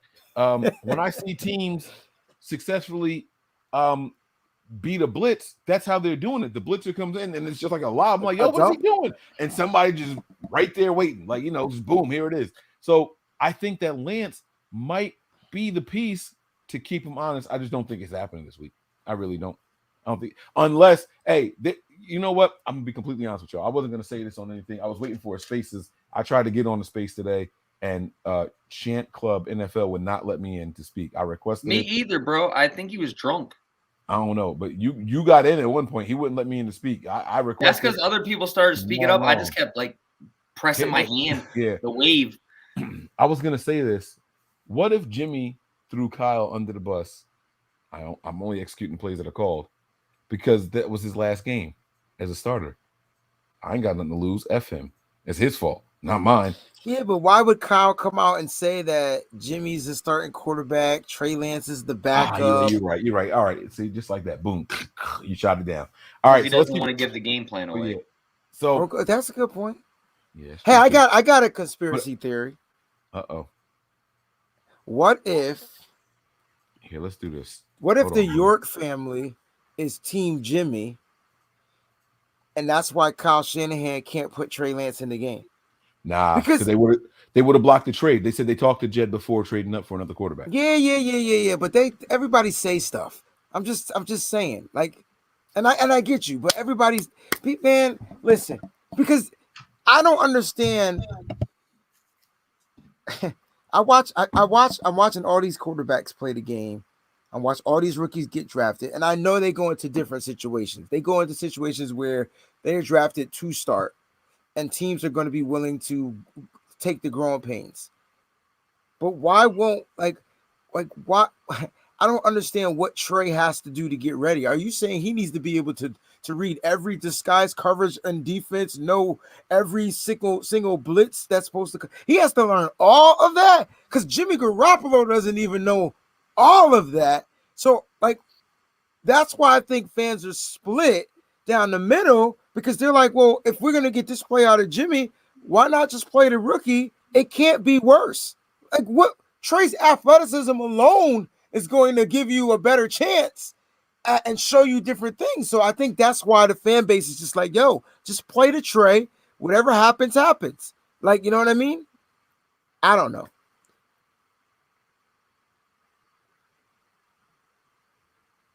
It got dead silent. Crickets? Sorry. No, you're good. I was trying to shoot them a message, but no, I agree with you. You know, I've made the point a million times that Patrick Mahomes came out and said that he won an MVP without knowing how to read defenses. Brett Favre came out and said he didn't know what a nickel and dime defense was until midway through his third year. He'd already made a Pro Bowl. Cam Newton recently came out and said he never was even asked to read defenses his whole career and call things out at the line until he got to the Patriots.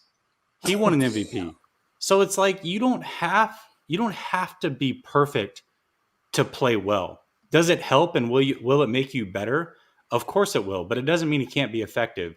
And I've said since the very beginning that Lance's job would be easier in the regular season than versus what you saw in the preseason. The reason that I say that is because you have the ability to roll him out. You have the ability to add in read option, which is not something at all that you saw during the preseason. And what did we see during the preseason? All of his best passes were when he was on the move. He didn't throw it too hard then. He was extremely accurate. The reads were very easy. What have we seen every play that he's been in outside of the 2 weird runs that he did against the Lions? Last week, he was in for 3 plays. We saw a touchdown and 2 first downs. We saw him roll out to the right, and there was a flag that was called, but he had a high-low read with the option to run. That's what I'm talking about.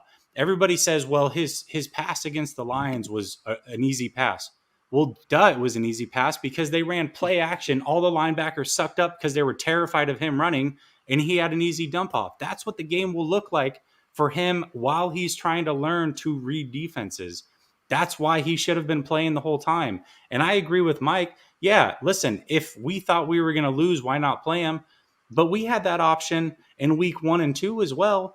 We knew we were going to win, so why not play him then? And by the way, against Green Bay at the half, that was the perfect time to play Trey Lance for the whole second half because it's the one scenario where if Trey Lance does not look good in the second half, you can actually start Jimmy G this week. And all you have to say to the media and the fans is, our offense was stagnant. I wanted to see if we could get a spark.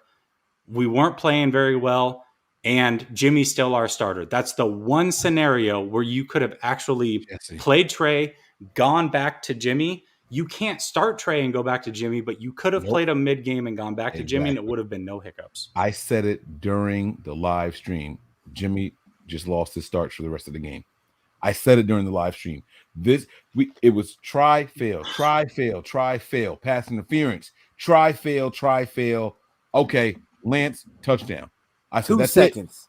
That's it right there. That's it right there. I was on it. I was with you, bro.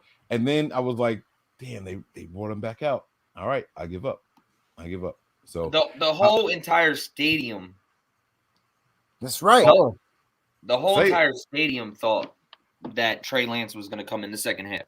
And I said that today on a Spaces, Jesse. I was like, this was exactly what you just said. This was the one chance that you had to get Trey Lance some playing time, get movement on your offense, and see what kind of spark you could get. And still, if he failed, you could go back to Jimmy Garoppolo without it being a replacement.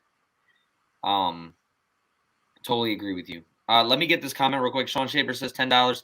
If the D-line was a coverage unit, Jimmy would be dropping dimes in the center of the field.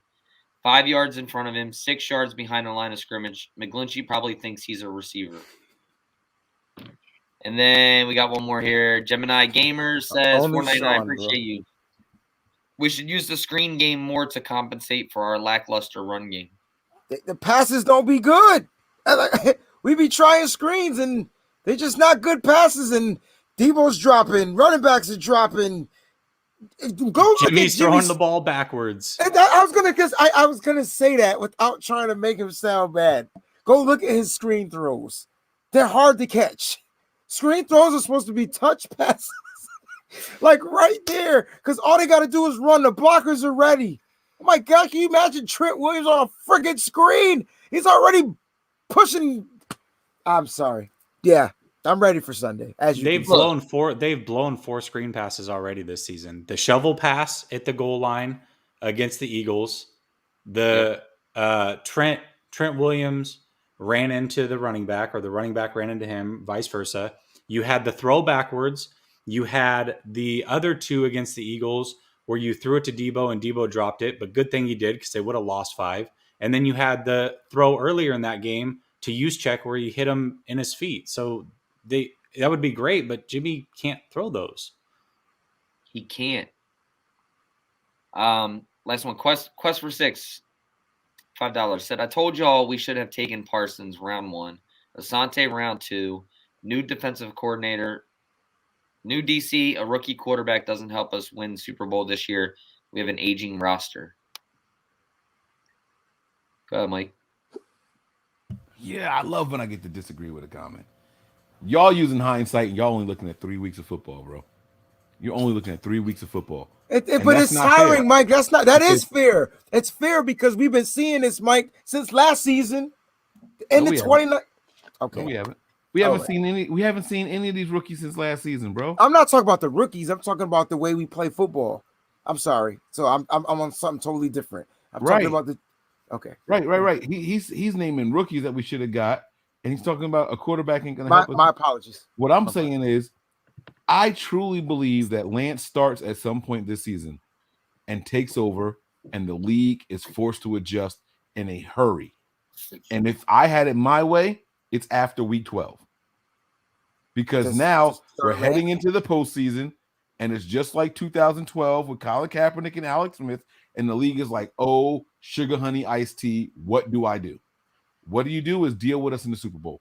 Yeah, but you gotta have a record to make the playoffs. And are you gonna have a record with Jimmy under center? Because Nick, you and I went through the exercise the other day, and we found 6 more wins with Jimmy. And that was with us being angry, saying Jimmy's trash. But we didn't make the playoffs with 6 more wins, according to y'all. That is true. That was with us being angry and saying that he was trash. If we're being realistic and we're being honest with ourselves, we can find more ways to win because not every team can take away the middle of the field the way that other teams have been doing. Look, and it's not. We went through the rest of the season finding those wins with Jimmy. We didn't discuss a switch with Trey Lance and catching people off guard and then going through it. And that's what I think is the reality of it all. I don't think you trade up all of that draft stock to let this guy play. All right, y'all said he's played six snaps so far throughout the season. I think it's 6 or 7. Well, I'm going to do 6 because I'm bad at math, but that means you didn't trade up all those picks to let him do 34 snaps this year. That's an average of 2 a game. You didn't do it. You did not do that. You got him to play him at some point. And Trey is going to get in, and if we catch people off guard and he's who we think Kyle thinks he is, it's going to be a thing of beauty. I really, really believe that. Now, I don't want to stay on. Go ahead. You and Jesse. Go ahead. You and Jesse both have the Niners losing this week, right? If Trey Lance plays more than 10 snaps, does that help the 49ers win this game? Yeah, it does. It doesn't mean they're going to win, but I'm saying, would that change your perspective? Would that change your perspective if Trey Lance can come out, let's just say 10 to 15 plays, so anywhere in that range? Just based off of the numbers, if he's done 6 snaps and he's accounted for 4 touchdowns already, would your odds go up? Hell yeah. Sure. For us to win this game. Because that means 10 snaps. If it's at 10 snaps, then that's 7 touchdowns. And you lose a game with 7 touchdowns. So I'm just saying, like, that means that they're bringing him in for a specific reason. And it could be to convert first downs, right? It could be for that. It doesn't have to always be in a goal line situation. But if you step back, see, we're so close to the situation. Sometimes you got to step back from the picture to see the whole thing, right? You get too close to anything and it's pixelated. It's little dots and circles, right? Sometimes you got to step back and see the whole picture. What if Kyle's using him right now to strictly improve the red zone? You guys remember all the reports in camp? And they kept saying Trey Lance was doing this in red zone. And we were like, yo, that's the guy. That's the guy. He was 5 of 5 in red zone for 4 touchdowns and a field goal. You remember? You guys remember these stories? These things, I'm not joking. These stories were tearing up Twitter. We forgot about them because now it's like, all right, let's see what he can do. But then when you guys sit here and tell me that we're 100% red zone and goal line, that was our biggest deficiency. So if you tell me that he gets 10 snaps in this situation, I'm going to take it. Does 100% red zone change your mind about running the play clock down? No. I'm just messing with you. No. But no, seriously though, if Trey comes in, I would like to see Trey for like 2 series this game. And that's utilizing the playbook, not just at the goal line. And I think that is where, look, the 3rd and 1 or the 4th and 1 would have been a perfect time for Kyle Shanahan against the Green Bay Packers to bring in Trey Lance and throw the ball downfield. Because they would have played the run, and he would have been able to drop something over the top, and that game would have been over. But they didn't do that. And, I mean, still, but I just wanted to see what your odds would go up from, your percentages, if Trey Lance had played 10 to 15 plays, if that's a way to stop Jamal Adams and win this football game. I think I have a fun way for us to wrap this show up. I think who was doing the tapping? All right. I think that Nick. What am I tapping on? I hear it too. I don't know what it is. It's not me. All right. It just stopped. Yeah.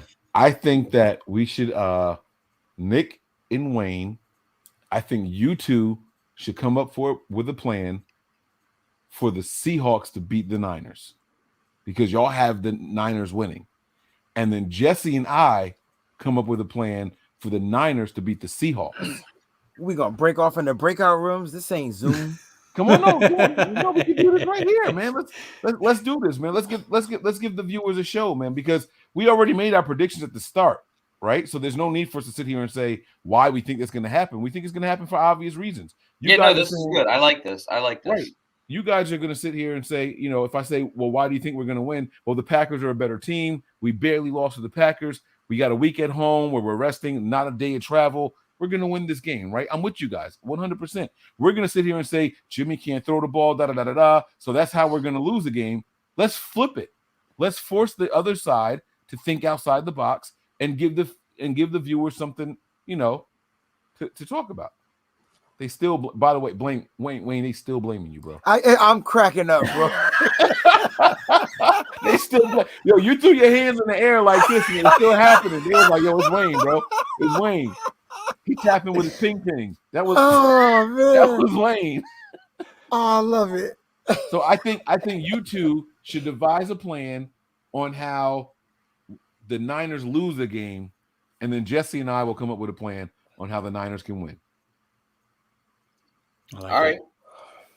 Let's do it. I already got mine. I'm ready. Oh, so we gonna go first?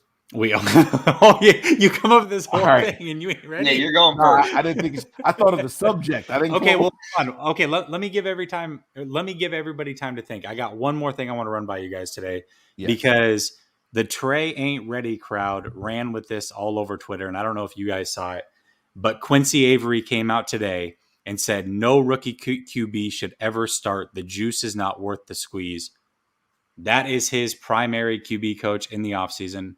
What are your guys' thoughts on that? That's Trey's primary QB coach in the offseason. Wait, he said what? He said that he does not believe any rookie QB should ever start year one. The juice is not worth the squeeze. And I already rebutted this one big, but I wanted to see what your guys' thoughts are. So I think I'm going to agree and disagree. I don't think a rookie quarterback should ever start week one. And there's a big difference. This is the same thing I criticized Wayne and Nick for earlier when we were talking about Trey Lance, right? That the aptitude is not the same across the board for every rookie. Some guys are slower, some guys are faster picking up on things, right? And so I think it's wrong for any rookie quarterback, especially a first-round pick, to start, because 90% of first-round picks are going to really bad teams that don't have good wide receivers, defenses, right? It's very, very rare that a first-round quarterback that's picked is coming to a team that was just in the Super Bowl the year before. That doesn't happen. We're in a very rare spot, right? But here we are. So I don't think Fields should have had to start right away. I don't think Lawrence should be starting. They're 0-4. Y'all don't need me to tell you that you probably could have kept Gardner Minshew and won a game or two by now, right?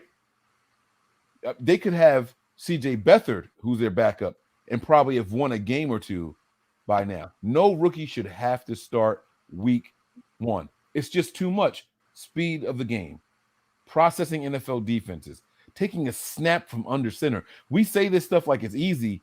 This shit ain't easy. These guys have not had to stick their middle fingers in the guy's butthole to take the snap. That's a major. It's a major adjustment, though. They tell you get it between the nuts and it's a major adjustment, because now you're bending down. You got to pop up and then read the defense after you bend down and read it pre-snap and post-snap. It's a big difference. Then you got to work on your footwork and all that stuff. They ask these guys to do this because of what the money used to be, where the salary cap is adjusted, but the methods haven't caught up to the adjustments of the salary cap. You guys remember Sam Bradford?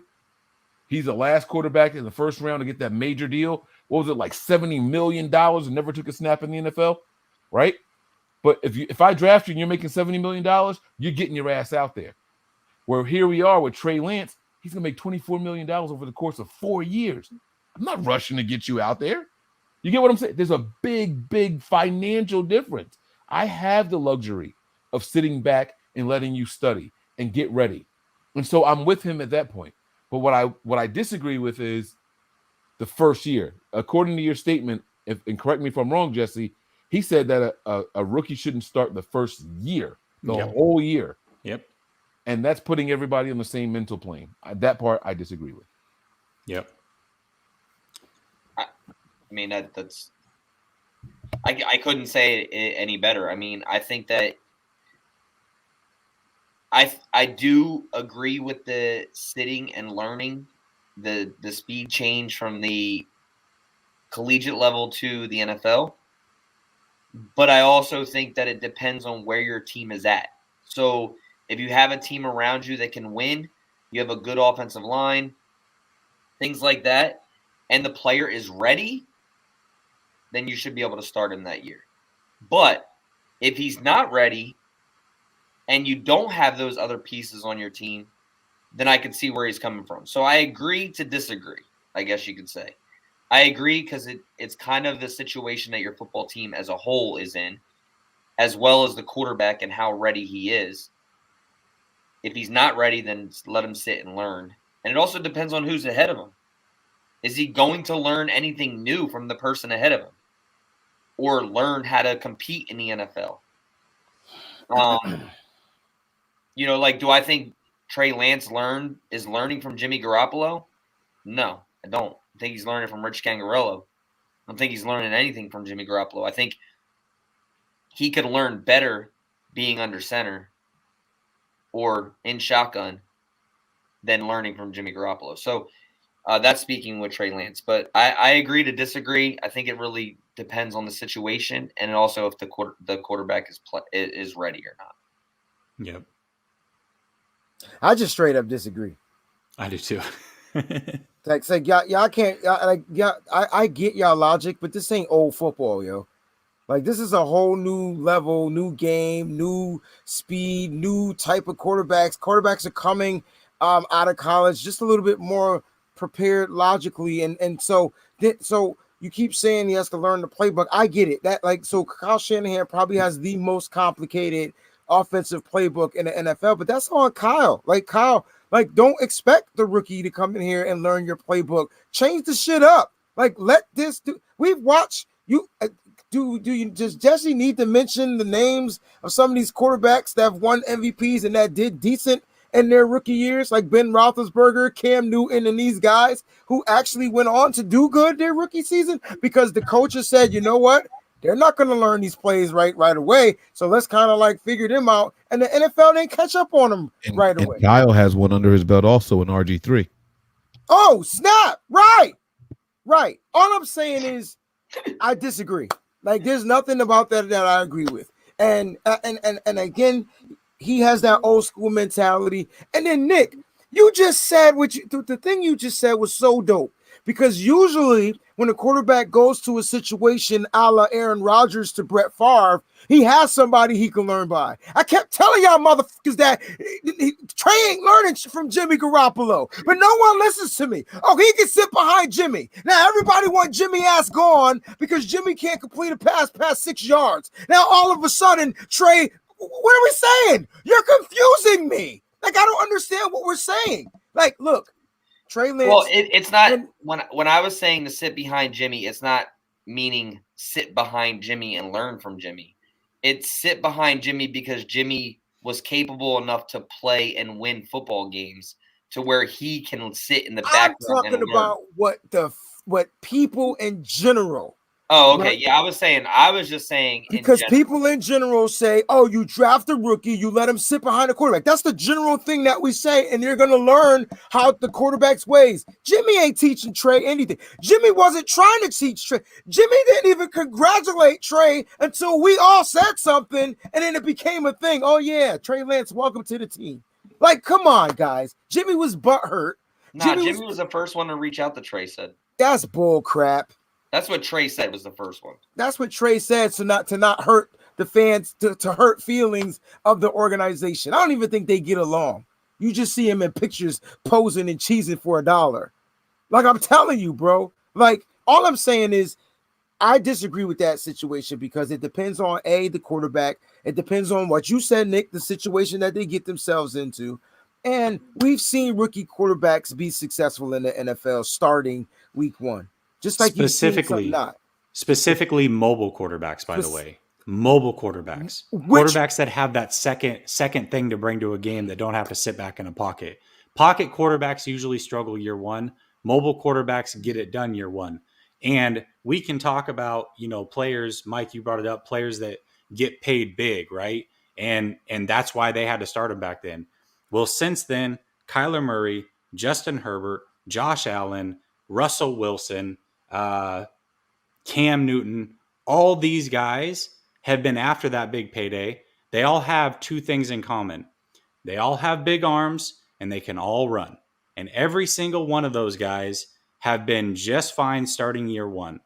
I do not believe at all that, RG3, I do not believe at all that you have to sit year 1. And, I've got people are in the chat saying, well, look at Justin Fields and Zach Wilson and Lawrence. First of all, Trey Lance is not those guys. Second of all, they are not in a near as good of a situation as what the 49ers are and Shanahan is. So I don't want to see or hear about the other rookie quarterbacks. And they both have shitty NFL coaches. It is not the same. It is not the same scenario. And the other thing is, Mike, you brought up getting under center. All of those other quarterbacks did need to learn to get under center. You know who didn't need to learn how to get under center? Trey Lance, 39% under center. Tons of play action, very verbose playbook, got to the line, called mics, called audibles. Trey Lance didn't need to learn any of that. So for him, he was comfortable in this. Yeah, the issue is Kyle Shanahan. Like, I'm telling you, like, that's the issue. If you like, I try to explain it as me being a teacher. If I know that I'm going to get some student, if I get really smart kids coming to my class, right? And I'm teaching an accelerated course, and my course is accelerated, and they know that when they sign up for the class. But I see that they're not keeping themselves caught up because it's just too accelerated for them. It's a little complicated. It's very up speed. It's my job to slow it down. It's my job to make sure that they're going to get what I need them to get out of it. So I have the power, because I'm the Kyle Shanahan, to slow down my course, regardless of if it's supposed to be accelerated or not, regardless if it's supposed to be complicated or not, because I want to see these kids excel.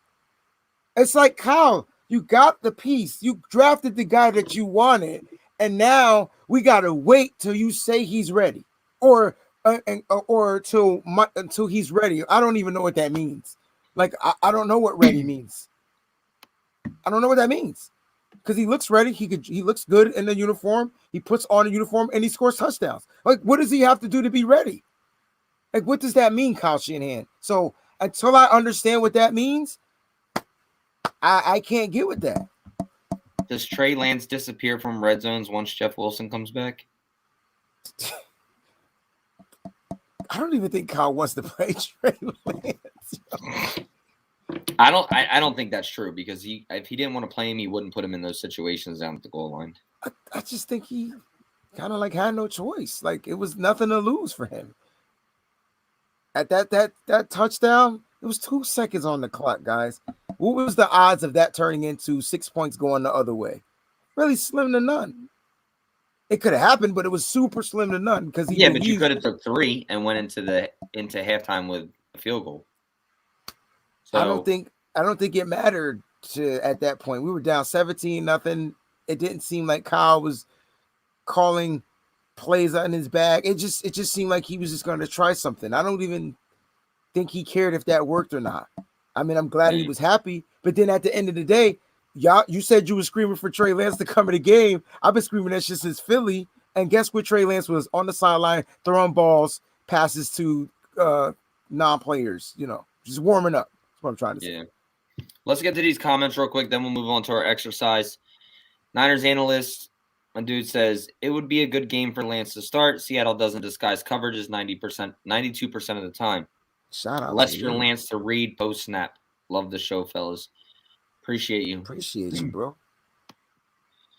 Brian Sanat's $20 says, the situation will resolve itself. If we lose 2 home games and 2 divisional games in a row, pressure will mount and will be hard to justify playing Jimmy if the offense falls over. Booming onion to win battle of Aussie punters. I like Seattle's punter. But I saw ours was special teamer player of the month, though. Yeah. Of the month, not the week, the month, baby. Let's go. Niner gang, baby. I talked to Mitch in California, and he said that he was going to write Jason Aponte a letter. Look at you stirring the pot. Hey, and we're gonna get to it now. We're gonna come up with these plans of attack from the opposing side's view. But I have to click this. I think there's one more though too. Grant's in Rombo's chat right now. Wait, it ain't the real Grant. I'll guarantee it. Yeah. He's saying Grant, another YouTube show, is in Rombo's chat, another YouTube show, on our YouTube show. Hey, yo, what kind of Matrix bullshit is happening right now, guys? And it ate him, I guarantee it. Yeah, guarantee it. And then Nick, I think there was one more. Is it this one right here? Did we get this one? No. Terradome says, men, we call it a single point of failure. It all points to Kyle. Kyle's fine. He's not failing. He's improving statistically. The Niners did not average 28 points a game, 28.6 points a game last year. You're right. Go ahead, Wayne. You're right. You know what, Mike? You're 100% correct. Oh, I'm getting ready to tell y'all how we can beat Seattle. That's all that is. I'm getting ready to tell you how we're gonna. You're 100% correct, Mike. But you know what? It doesn't feel that way. Like, something feels weird, Mike, Jesse, and Nick. Like, something feels off, and I think that's what's bothering me. Like the first 2 wins, they were wins, but they felt weird. You know what I'm saying? We snuck out of Philly. We barely beat Detroit after we dominated. Yo, hold on. Shout out to Terradome with the NB Niners shirt on in the picture. Oh, yeah, the logo y'all don't like. All right. Let's go. Let's keep this show going. I agree with him though, because whether you point to Jimmy G, whether you point to the lack of depth, whether you point to the running game, or whether you point to I don't know, I guess tactical errors throughout the game, 4th and 1, snapping the ball too early, not calling timeout. All of that goes back to Kyle Shanahan. And by the way, DeMeco Ryans was hired inside the organization. There was nobody there to challenge him. He's a rookie signal caller, play caller, right? So that goes back to him too. So if you're mad at DeMeco, well, you got to be mad at Kyle. If you're mad at Jimmy, you got to be mad at Kyle. If you're mad at the lack of depth at corner, you got to be mad at Kyle. So I see what he's saying. I'm with Good it. point. Good point. All right, let's do this thing, All right, who's going first? Our side or your side? All right, so you guys are doing the way the 49ers can beat Seattle, and we're doing the ways that Seattle can beat San Francisco. Yes, sir. Defensively, I'm going to go. We've talked about it already. Play Jamal Adams at the line of scrimmage. It's one way. Go ahead, Wayne. You give one way. For defensively? Yeah, go ahead, go defensively. Then we'll go offensively next. I know that their cornerbacks are trash, but I don't think our wide receivers are going to be able to do much against their corner. I think DJ Reed has another weird game, like a weird good game. I do, and I don't know if it's going to be Trey Flowers or the other guy. And I get it. Their secondary is trash. I get it. Guess what? It was trash last season, but I think that their secondary is going to show up and show out because our wide receivers aren't allowed to stretch the field. I don't know if I was supposed to say that, but that's kind of like what I mean. Like, I think their DBs figure it out. So that defensively, I think they're going to be pretty tight as a unit, even though they're ranked 32nd to 1. No, they're actually ranked in the offense. We're ranked 16 on D. They're ranked Seattle's way offense worse. in the first half is ranked I think it's 1 or 2, and in the second half they're ranked 32nd. Okay. So what are they overall? We talk about offense or defense? Because I said defense. Well, I want to know all the numbers. I know Nick pulls. Yeah, I got to bring it up because I looked up something else. So. Well, I don't know the halves. I would like to know where they're ranked and how it compares I don't know to the us. halves, but I definitely knew what they're ranked overall. Which was what? What was it? I think offensively, Seattle's ranked 11, and then defensively, they're putting up points. They're putting up 26. Yeah, but we're putting up 28. So how are they ranked higher than us? So some sites do based off of yards. Some sites do based off of points. It depends on. All right. So NFL.com is the site that I had used. I don't know if that's what you want me to use, but no, that's fine. I just want to know what like scoring and then yards. What is happening? All right. So while they're looking that up, again, guys, for those of you who are just tuning in, the exercise right now. So Nick and Breezy have the Niners winning this game. Jesse and I have the Niners losing. And so what we're doing is we're flipping it. Jesse and I are going to tell you guys how the Niners can win. And Wayne and Nick are going to tell you guys how Seattle can win. Go ahead, Wayne. Oh, all right. So the Seahawks are ranked 13th in offense, 31st in defense. They're 10th in passing and 13th in rushing. The Niners are ranked 21st in offense, 15th in defense, 8th to 18th in passing, and then 18th in rushing. So it changed from last night. NFL.com, you said, is what you're using. They're going based off of yards, not points per game. Okay, so that's wrong. That's the only way that's no, it's not wrong. It's just how they do it. They do it based off of yards. Because if you go to points per game and switch it, you'll see a whole different thing. Okay. Let's do this one real quick. Exactly, Jesse. Kyle loves the power. He had control over GM and DC, and he took over the draft. Lance sitting bench, Banks catching no bodies, and Sermon. So, yeah, I mean, all the top 3 round picks are basically sitting. Like if it's up to him, Sermon would be a healthy scratch. Ambry Thomas would be a healthy scratch. Banks would be a healthy scratch. Lance wouldn't play a snap. Like that would be his ideal world right now. So it's just interesting to see.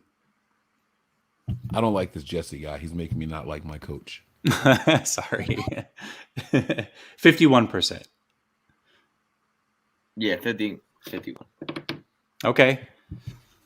All Mike, right, should we give some reasons why we think the well, 49ers I didn't know if they were done. Are y'all Okay. just No, doing yeah, defense? we'll do ones. You guys do one, and then we'll go back and try to forth? So counter you that. guys did defensively Yeah. what Seattle can do. So why don't we contradict them and we'll go offensively what the 49ers can do to beat that In defense. this game, yeah. Okay. You All go right. ahead and go first. All right. So I think the Niners should take advantage of knowing DJ Reed. He got to start here. I think we attacked that secondary. And you know, the insane thing is I actually had to look up who Seattle's other corner was outside of DJ Reed, because Flowers is hurt too, I think. Yeah. So now you're going with Sidney Jones, and I'm sitting here like, yo, we got this. If it was Akello, two former Niners who know our offense, I'd be worried. It's not that though. It's not that. And so I come out, like I said, 2 or 3 wide receivers every time, and I'm beating them over their head tops. And I'm going to do stuff, not necessarily what Jimmy is comfortable with, but if I do a 3 wide receiver set, I'm picking Cam in the middle of the field. I'm doing one of those illegal things where someone runs across his face and the pass is thrown right behind him, crossing routes. You know what I mean? So Cam is here. Who the hell is Cam?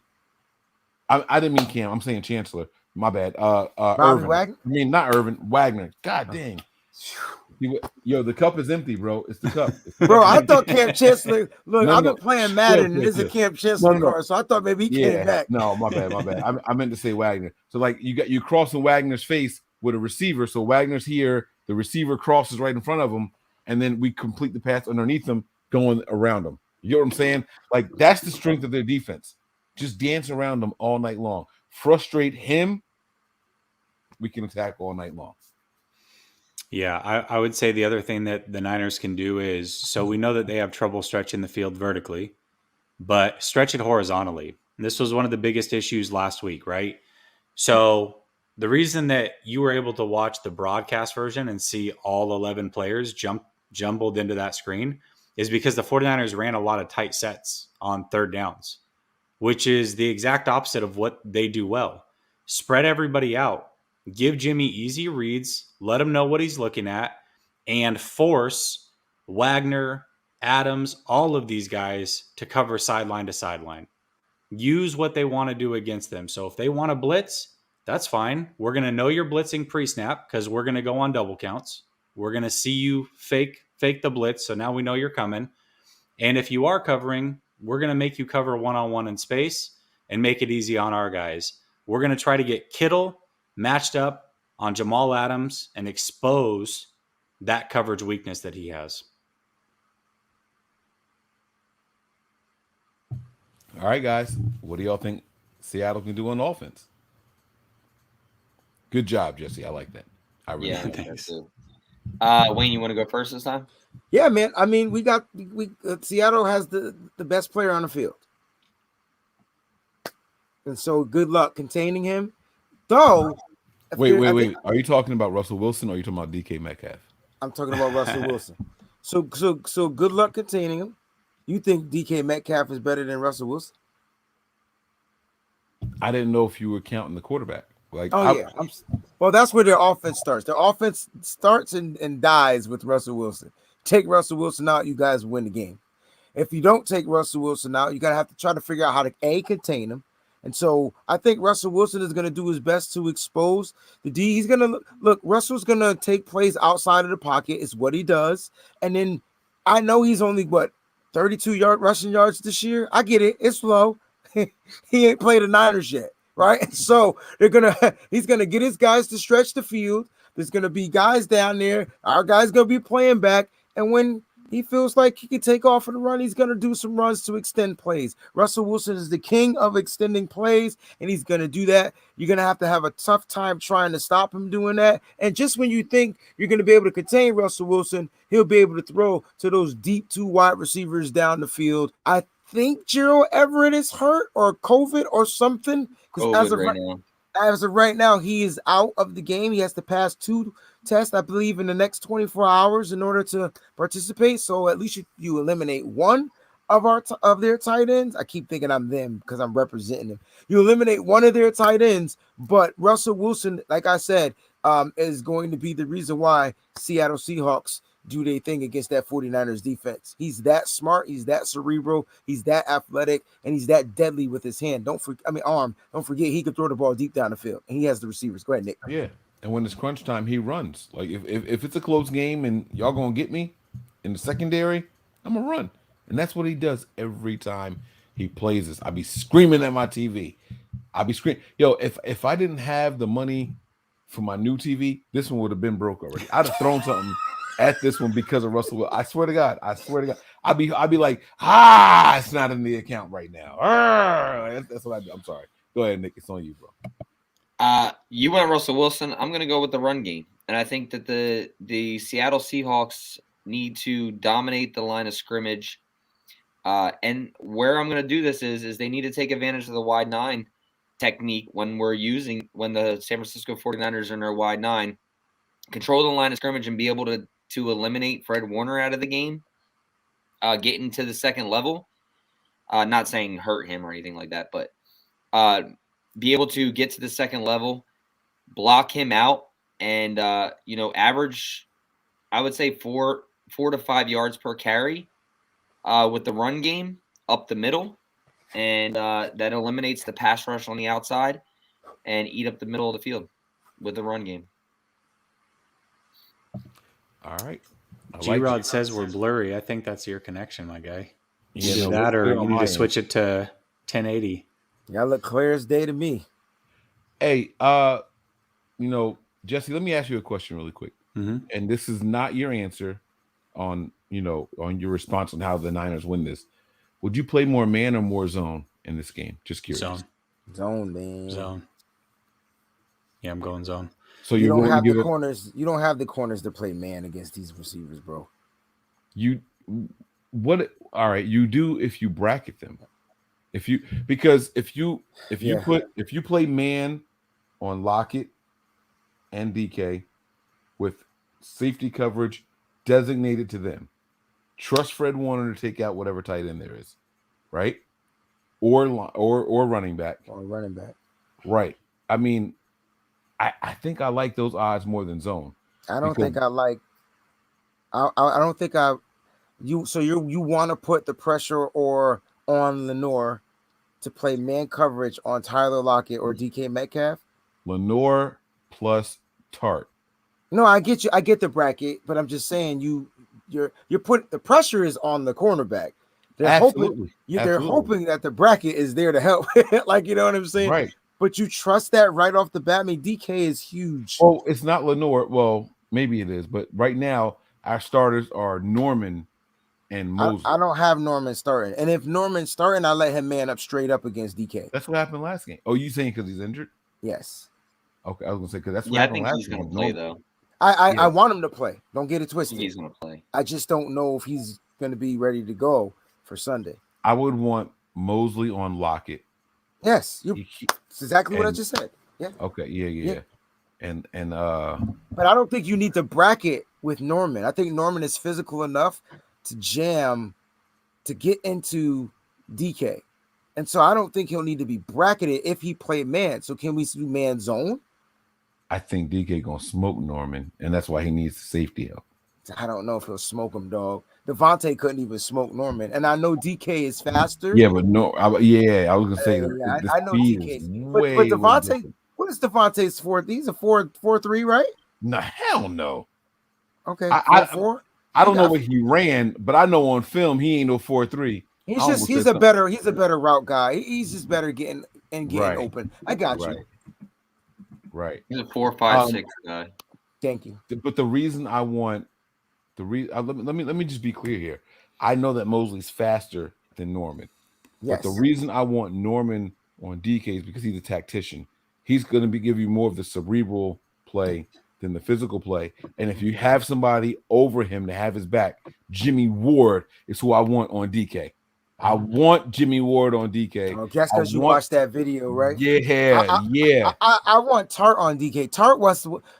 But that's the size matchup, and that's going to bang. That's why I want Tart there. Plus, Okay. you remember that play where Tart ran him down and Oh, caused took the him ball Got at the the goal fumble. line. Oh my The fumble on gosh, the left yo. sideline. I know exactly what you're talking about. So either one, you know what? The best people in our secondary are our safeties. like that's our like they've Not been last week. They weren't bad last week though. They Jimmy weren't Ward that was bad lost last week. at the end of the game. He They was should've- lost on one, and I don't know if he was lost or trying to communicate really bad. I didn't know if it was like a. Well, "Hey, hey, you heard Jimmy Ward say that when people were switching in and out, the communication was bad. Mm-hmm. And I mean, obviously, I'm not going to blame it all on Jimmy Ward because we had players that weren't playing in there. Communication was probably bad. All right. Oh, I do have one more way the Niners can, or something the Niners have to do this week, is they have to disguise their defense way better. hey, shh. I know. That's us. We do that. Nick forgot we were the Seahawks. You do what Seattle do. Yeah. Yeah, my bad. My bad. All right, Jesse, you want to go first? Or you want me to go first? You go ahead and go first. All right. So I'm gonna go with the player of the game. This one player is gonna determine whether or not the Niners win this game. Mitch On the Wisnowski? No. All right. Brandon Ayuk. Nope. Ooh. Am I allowed to stick with defense? Can I stay there? Do I have to go to offense? I thought No, we you were can do whatever whatever on you defense. You can do what you want. It's your It's gonna show. Where we Are at? you sick? What did we do the first time? We did offense first time. Oh shit! So I'm on defense anyway. All right. It's D Ford. Now hear me out. When you go back and you watch the film of the Eagles game, D Ford was not in there just to pass rush. He set the edge and then stepped back, and he was containing. Right. D Ford is going to be the key to this game. They did it with another mobile quarterback. They did not do it against the Lions, and I was wondering why. Okay, and if you watch Jesus. D Ford. D Ford. If you watch D Ford in that Eagles game, it was very interesting to watch him rush and then stand up and just lateral movements, making sure that quarterback didn't get outside of him, because that's the strength when the Seahawks get in trouble. They say, we can't pass, we can't run. Russell, do something. And Russell likes to roll to that right side of the offensive line. All right. Now, it's backwards on camera, but I promise you guys, this is my right hand. I'm not that intoxicated. This is my right hand. All right. So he likes to roll to that right side of the offensive line. That's his strength. He does that thing where he turns and runs. He turns his whole back. Russell Wilson turns all the way around, and he scrambles, and he either finds somebody or he does a pump fake. They jump, and he gets outside of them. That's the key to victory. It's going to be the discipline of D Ford, and they substitute Ford with Ekobom. It's going to be those two guys staying disciplined. It is not your job to get the sack. It is their jobs to contain.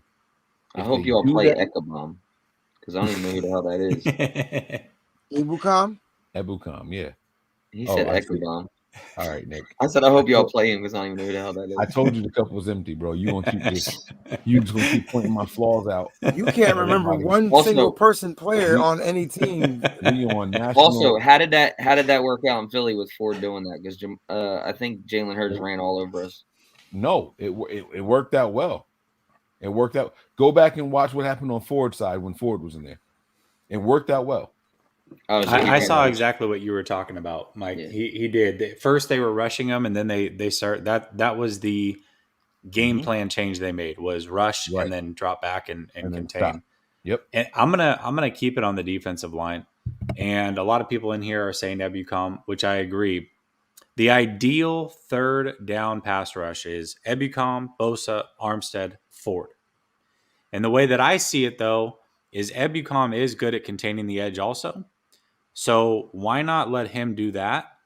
And Bosa, who has a lot of problems getting chipped by wide receivers and tight ends, he gets decleated every time it happens. Every time. Put him to the middle and let him rush and play on a guard. Yeah.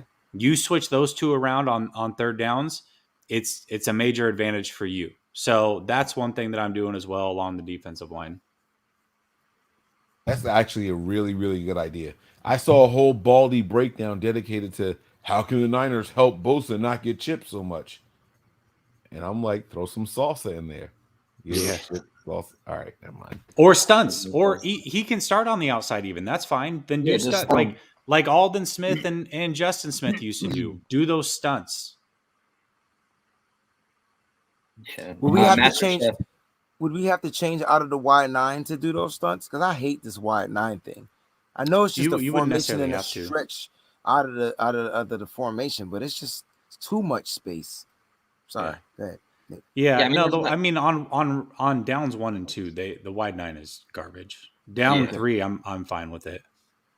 Okay. Yeah, you can't use it on 1 and 2 because there's too many gaps. Too many gaps. All you got to do, all the offense has to do is trap block or just close off the containment. Master Chef $5 says, "What's good, family? Just got on. Doesn't the Sea Chickens have a lot of injuries? Also, I think Kittles is going to have a hell of a game. We win." So that takes us back to us, right? Well, we talked about the injuries earlier with their starting corner who's out. We talked about Possibly their tight end.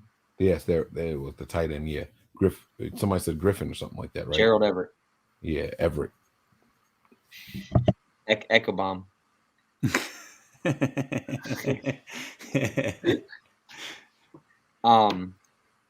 Another way the 49 Seattle wins this game is shut down. Juice.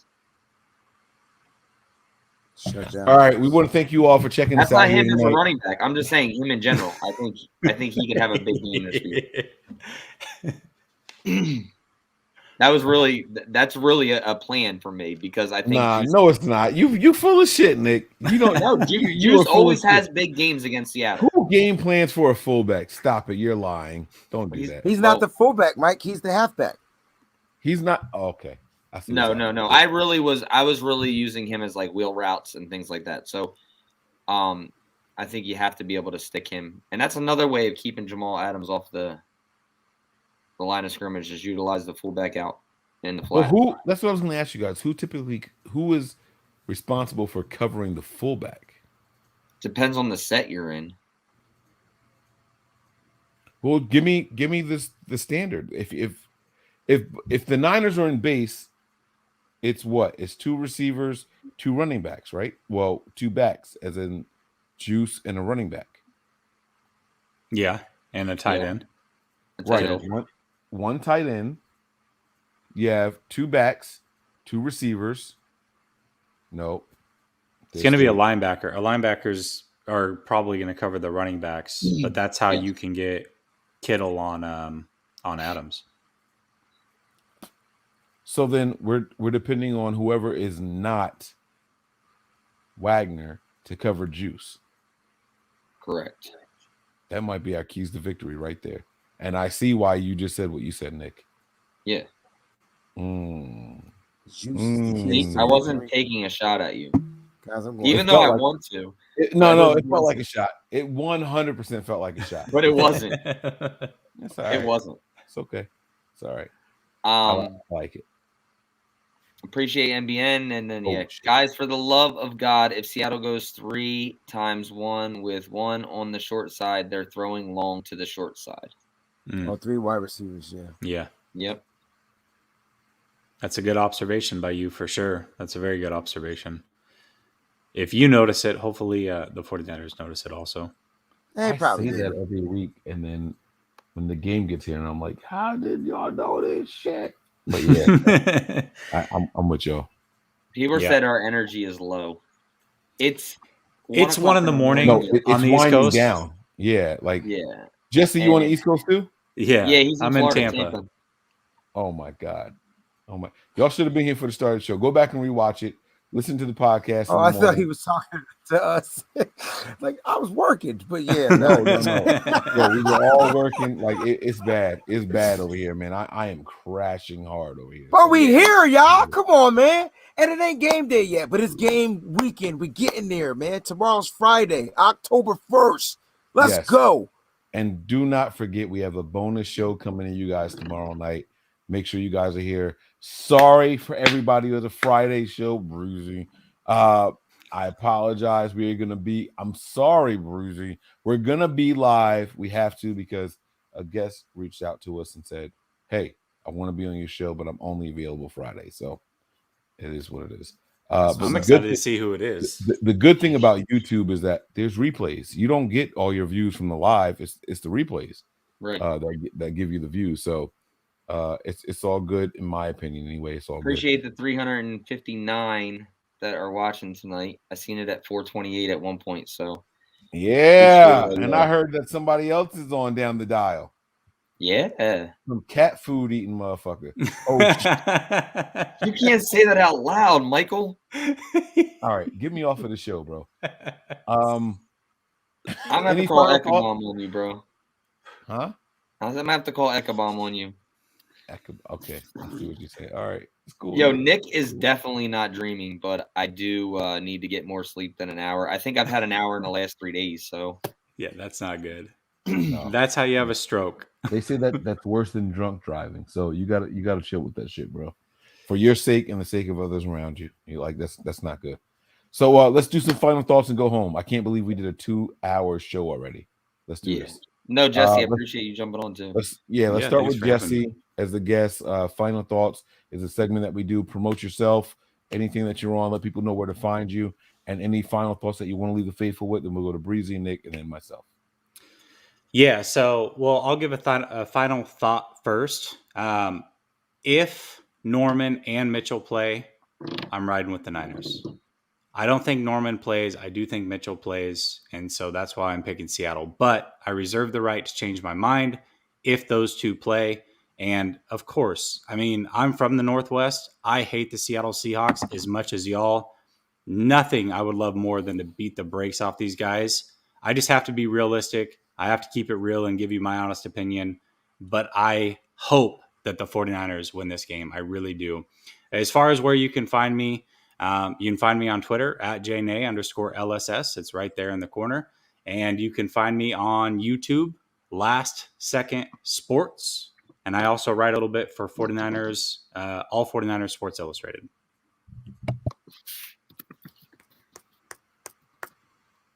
It's my turn. It's your turn, I think. I'm tired, yo. Man, y'all know where to find me, man. I'm here. Nothing but Niners. God dang it.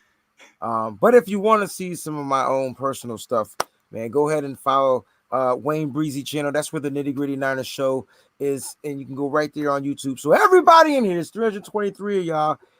If y'all here, just go on and subscribe to the Wayne Breezy channel. We're on every Monday and Wednesday night and Sundays where we do our food show. Yo, Mike and I have a banging ass idea. I can't wait to share it with Nick. I don't know if you told Nick already, but it's going to be dope for Sizzling Sunday. So we'll get to you. We'll tell it. It's going to be dope, yo. But thank you for having me on the show as usual, man. I'm sorry I was late. Had a show. I had the easiest gig tonight, yo. It was like a cigar event. Shout out to my company, man. This is a spice rum shot cigar. I'll send it to you, Mike, because you know I ain't gonna smoke it. So it smelled really good, y'all. Like, hey, it's gonna smell phenomenal. Hey, I saw somebody stealing your swag, bro. I saw a football show with people in the chef outfits cooking it up, and I'm like, yo, y'all not gonna give no props to my guy, it's like all good, at all. I'm all about love, man. So Jesse, I would love to get you on if you cook, grill, microwave. Let me know because we want to get you on a Sizzling Sunday. So just pick a week you want to do it and then hit me up, man, and we'll get you on the show. Since you're on the East Coast, 9 o'clock is cool for you. No, I'll be trying to get the West Coast cats on. They don't want to get up at 6, but it is what it is. Yes, sir. Yes, sir. Hey, it was good doing a show with you finally, Wayne. Yes. Lots of love on Twitter back and forth. Definitely love what you got going on over there. Appreciate Obviously, you, I love my guys at Nothing But Niners, but it was great to do a show with all you guys. I love everything that you guys do. Subscribe, like, follow, watch, all of it. So I'm a fan as well of you guys. So thank you so much for allowing me to do this with you guys. Yeah, man, you're more than welcome anytime. Great content. Guys, make sure you guys go over there, give him a follow. Yeah, Panor. Let's go. Jesse is the Nate Dogg of Panthers. Hold up. Yo, Wait speaking till of dogs, what about that halftime show? I missed it, yo. I gotta go back and watch it. I just saw Dr. Dre on No. the I'm thing. saying that was announced for the halftime show for the Super Bowl. Oh, Dr. Dre and Snoop? Dr. Dre, and Eminem, Mary Snoop, J. Eminem, J. Blige, and Mary J. Blige. And Kendrick Lamar, K-Dot. And Kendrick Lamar. And Kendrick Lamar, bro. Nate Dogg would have been there if he was alive, guaranteed. This Jay-Z's doing? Doesn't Jay-Z run the music for the NFL still? Wow, that's gonna be I don't huge. know, but that is going to SoFi's prices just went up that much more, like about $5,000 more per ticket. Normally, halftime is my time to re-up on wings or beverages or whatever. I ain't going nowhere. Hey, my wife got to get a halftime show license during the Super Bowl, ladies and gentlemen. Just That's so a free concert of all my growing up songs. Right, Melissa got to go get a license that day, bro. I'm not. Let's going get nowhere. it crunk. I just had to bring that up for those of you that don't know, that didn't hear about that. But no, go over there and follow my guy Jesse, Last Second Sports. They are a full NFL channel as well, just not 49ers. So you can check those guys out. Give them a follow at JNay_LSS on Twitter as well. Check out his articles on SI, and you know where to find us.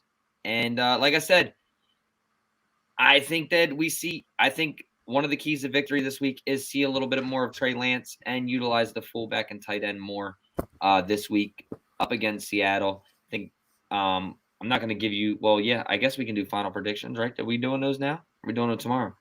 Final predictions, I think the Niners win. I'm going to go 28-21. Ooh, I got 28-21. I got the Niners winning 21-20. Okay. I got Seattle winning 27-23.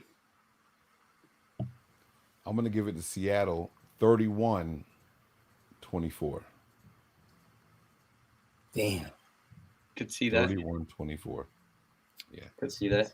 I was going to go with the 28-24 score again, but that kind of bit me in the butt this week. So we scored 28, but we lost it. So, no, Jesse, really appreciate you, man, jumping on here with us. Yeah, thanks for having me. And we appreciate all you guys. Check out the YouTube. Make sure you guys give us a rate and review us on our podcast as well. We need those reviews over there. I don't really see a whole lot of people leave reviews anymore, but rate and review and like and subscribe and do all that fun stuff. Get some rest. Get some sleep for me. And, yeah, that's pretty much it for me. Yeah, man. Shout out to everybody that jumped on tonight. I really appreciate you guys and the time that you put forth to, jump on here. It's not easy. Work weeks and things like that. And here on the East Coast, as late as it is, we're going to be wrapping this thing up here at 1 a.m. It's late, and all of us have shit to do in the morning. So I salute you, gentlemen, man. The three of you guys have been phenomenal. You guys out there viewing, you see all the Twitter handles on the screen. Go and give these guys a follow. They deserve it. I promise you guys, excellent feedback on NFL and 49ers alike. So make sure you get over there. Entertainment does not stop. As far as my final thoughts, guys, this is going to be a big week here. Russell Wilson has never lost 3 in a row. Jimmy Garoppolo has never lost 2 in a row. Something is going to change. And this is a season-defining game for both franchises. When you put that out there like that, that tells me it's going to come down to the coaches. And everything in me wants to say, I got Kyle Shanahan, but god dang it, man, Pete Carroll's been steady Eddie. So it's going to be a game to watch. I don't care how you predict it. It's going to be one that you want to see from start to finish. All 60 minutes are going to be important. So make sure you guys are in the place to be. It's going to be a lot of fun. They're asking about a watch party. I think we're launching something new for watch parties. Is that happening this week? Or we're going to do another YouTube one as a practice? We did a YouTube one last week. Yeah, I'll talk to you about that in a little bit. All right. So we'll get you guys figured out. We'll have a final decision by tomorrow night and let you guys know how it's going to go down and how it's going to shake out.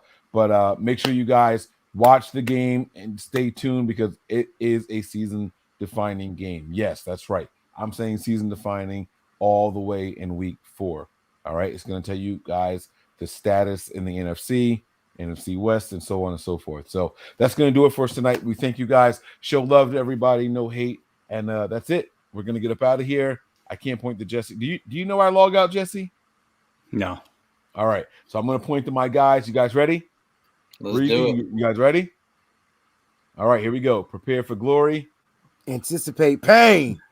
But always remain faithful. We out of here. Peace.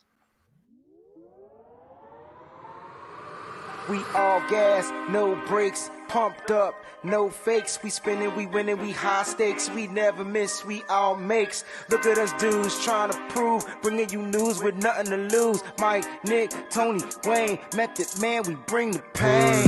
Hey, see, I'ma confess it.